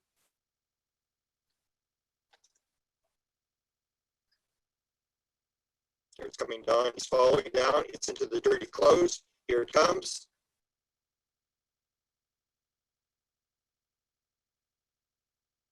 And it moves up and into his body. He's filming it. And he starts yelling and screaming, and he's watching this whole thing. So let's play this back with this last part one more time.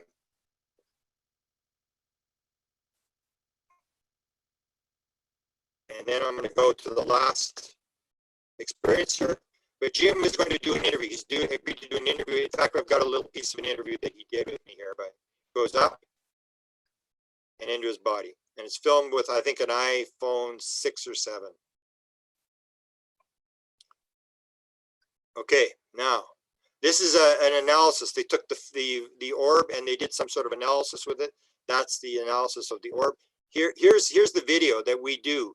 I say, okay, I need you to tell the story about the healing, about the orb and stuff. And here's what happens. We do the actual filming. Okay, so I developed a tumor in my neck, in my lymph node. And that's the end of the sound. I developed a tumor in my my neck and my lymph node, and then the sound goes. We tape the whole thing, and the sound never does reappear. So we lose the sound, but he told the story. We're going to do it again. Hopefully they'll let us tape it this time. Here's a photo he took. Pretty clear image of a sort of a gray with the eyes. He has a lot of videos of beings and stuff. This is a girl in, is Marie here? Probably not. She's in, this would be in the middle of the morning. This is in England. She's getting a lot of trouble. She had the orb one. Here's the video of her. This is outside of London. They're talking about orbs, and these orbs start to fly around, and then a big one, just like Jim's, comes flying by her.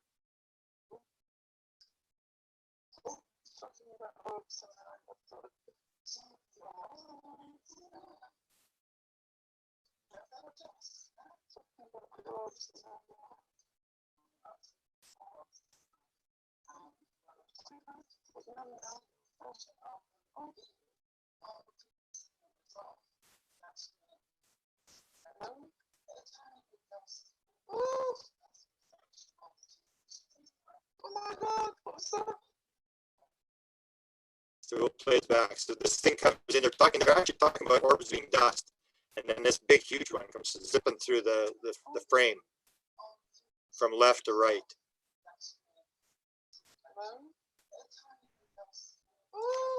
She's another one of these women who has a camera going all the time. I only put the one video. She's got piles and piles and piles. She's got a fleet of UFOs, almost like the ones from Mexico in the 1990s. She's got a fleet of objects over London. This is my last one. This is Emma. This is how really this thing really got going. We had Nina on the beginning with the automatic writing. It was Walter Rucker who alerted me to this woman because he knew I was into the orb thing and I'm into light language. And he sent me this woman a video. And the same with Nina. Nina has between 10 and 50 hits on her YouTube videos. It's not like anybody's watching or anybody knows what she's doing. These people have been posting this stuff for years and nobody has paid attention. Emma's the same thing. Emma doesn't want to come public, I guess. I've tried to contact her, but she posted this stuff on YouTube and she's got literally no hits at all. So nobody's watching this. It's not like she's trying to show off or whatever, because she's posted piles of videos and almost none of them have any hits. So I'm going to show you. Here she is. This is light. Oh, let me set this up before we go. Okay, let me set this up. So I'm into light language. In 2 weeks, we're having, for the UFO group in Winnipeg, we're going to have 7 light language people on. This is a language that is, I maintain, has not been done for very long. Suddenly, all these people started to appear and speaking this light language. And they're almost all women, except for one man that I know. And some of them can speak 20 of these different languages. And they say it has meaning in it. It has almost like this automatic writing I showed you. And you're going to see Emma do automatic writing as well. So here's a woman who contacted Mary Rodwell, knows who she was. She talked to Mary Rodwell, but she has not talked. She has not posted anything on public media for at least 3 years, probably 4 years. She has not posted anything, but she did post this. So what you're going to see is she's going to go and she's going to stand against this wall. She has piles of these videos where she sets up the camera in the kitchen. She goes and stands against the wall. She's an artist. You'll see these paintings behind her, and she stands there and she does light language. And what you'll see in the frame is you'll see these orbs flying all over the place as she's doing this light language.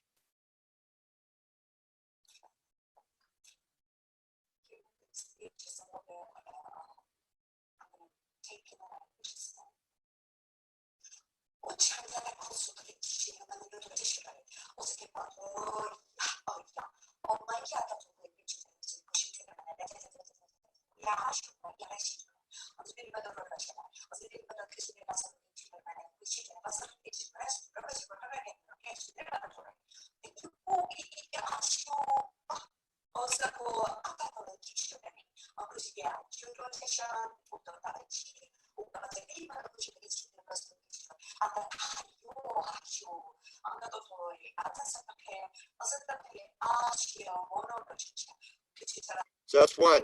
Here's Tress. We did an interview with Tress Hyde. She talks as well. She talks about her orb. She does light language and she also has orbs and she does the light language. But here's another one. Again, she has lots of these where she just lines up. She goes and starts this light language thing and the orbs start to fly all over the place. Almost every one of her ones with light language has orbs flying through the camera.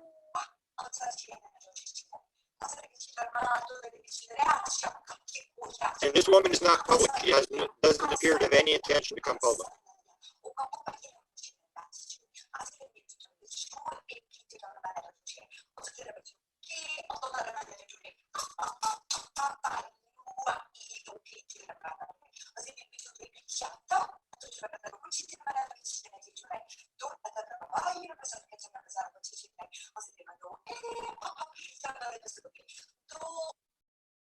Okay. Okay, singing has been coming to me lately. A lot of people will sing the light language. Though I have a terrible voice and it sounds really odd, I do this off and on. And I'll just try to download a little bit here.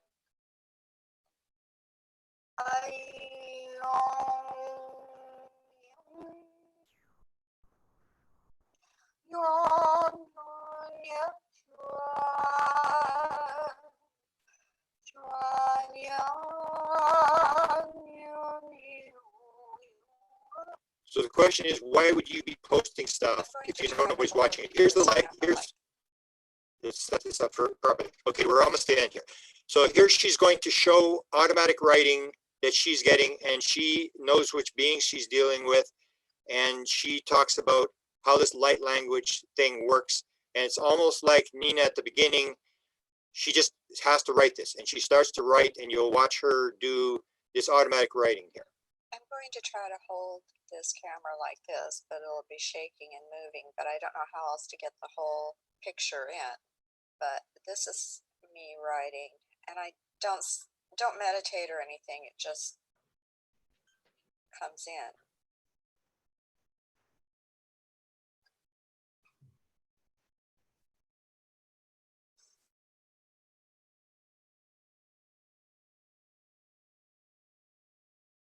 So I would say the key thing to this is if someone is writing light language and it appears she may be in contact with some sort of intelligence from out there that is more intelligent than us, why would you not investigate people like this?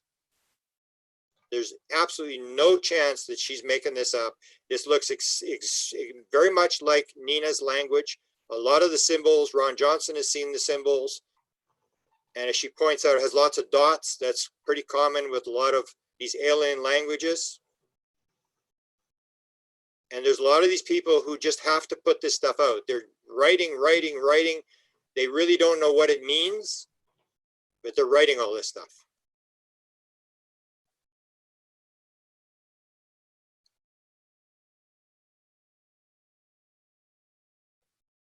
And again, she's got orbs all around her. She's doing the light language thing, putting it on the internet, but has no intention of really. I turn it over just to give my hand more support, so I write in this direction.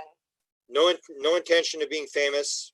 Doesn't want any attention, but wants the internet to know that this is what's going on in her life. Where it stops and where it ends, because, like I said, like I've told before, it tends to it goes someplace once I get it down on paper, and I don't think it matters if I tear up the paper. Apparently the writing or what is said in the writing's always going to be. It just is, and it's already recorded. And that is something that people will describe as well, is that when people are doing light language, that the meaning is there, it's activating DNA, it has emotion, it has, some of the words don't actually mean things, they have emotions. And you see here again, she says, even if I rip up the paper, the message is still there. So this is something that I think we should be looking at. And this goes right back to the 1950s. Here's the last couple of slides. This goes back to the 1950s. We've known about this kind of stuff. Wilbur Brockhouse-Smith, who ran the Canadian government flying saucer program from 1950 to 1954, was in contact with a woman by the name of Frances Swan. Frances Swan actually set up for the CIA to channel an alien at the National Photographic Interpretation Center in July of 1959 with an alien by the name of AFA. The Canadians were in contact with AFA. This is this woman that the CIA and the Navy and the Canadian government were all in contact with, and they were trying to get messages from her. Who are you talking to? They were watching her very closely, the same as Chris Bledsoe. And this is the automatic writing that she was doing in the 1950s. So this automatic writing from aliens is nothing new. Desta and I were together with Ricardo Gonzalez when we had this event happen over my head or our heads. And he stood up, and I think it was the most dramatic thing I've ever seen in my life, where he started to write in automatic writing in this book. It was dramatic. He was sitting right beside me, and I said to Desta, I said, wow, I couldn't believe I didn't have my camera to film him going, just writing in complete darkness like a madman in this little tiny binder. So you see this idea where contact is taking place through a number of different modalities, whether it's channeling, whether it's mediumship, whether it's automatic writing, whether it's through light language, that we are being in contact with some sort of intelligence, and we need to deal with the people who are having the contact. And here's the last one. Is this, as I said, it all starts for me in 1976 for the Orbs, and I didn't know what they were called. They were called monitors. Here is James Smith, who's the son of Wilbur Brockhouse-Smith, who ran the Canadian government flying saucer program, and here's him talking to me about orbs, about what they called monitors in the 1950s, and it will show you that this stuff has been around, and the Canadian government knew, the director, they knew that this was alien related. And here's James telling me the story. This is the son telling me the story of what happened in the 1950s. That's Wilbert Smith and his wife, and the son is James, the oldest son, and he tells me the story about orbs, which they call monitors, in the 1950s.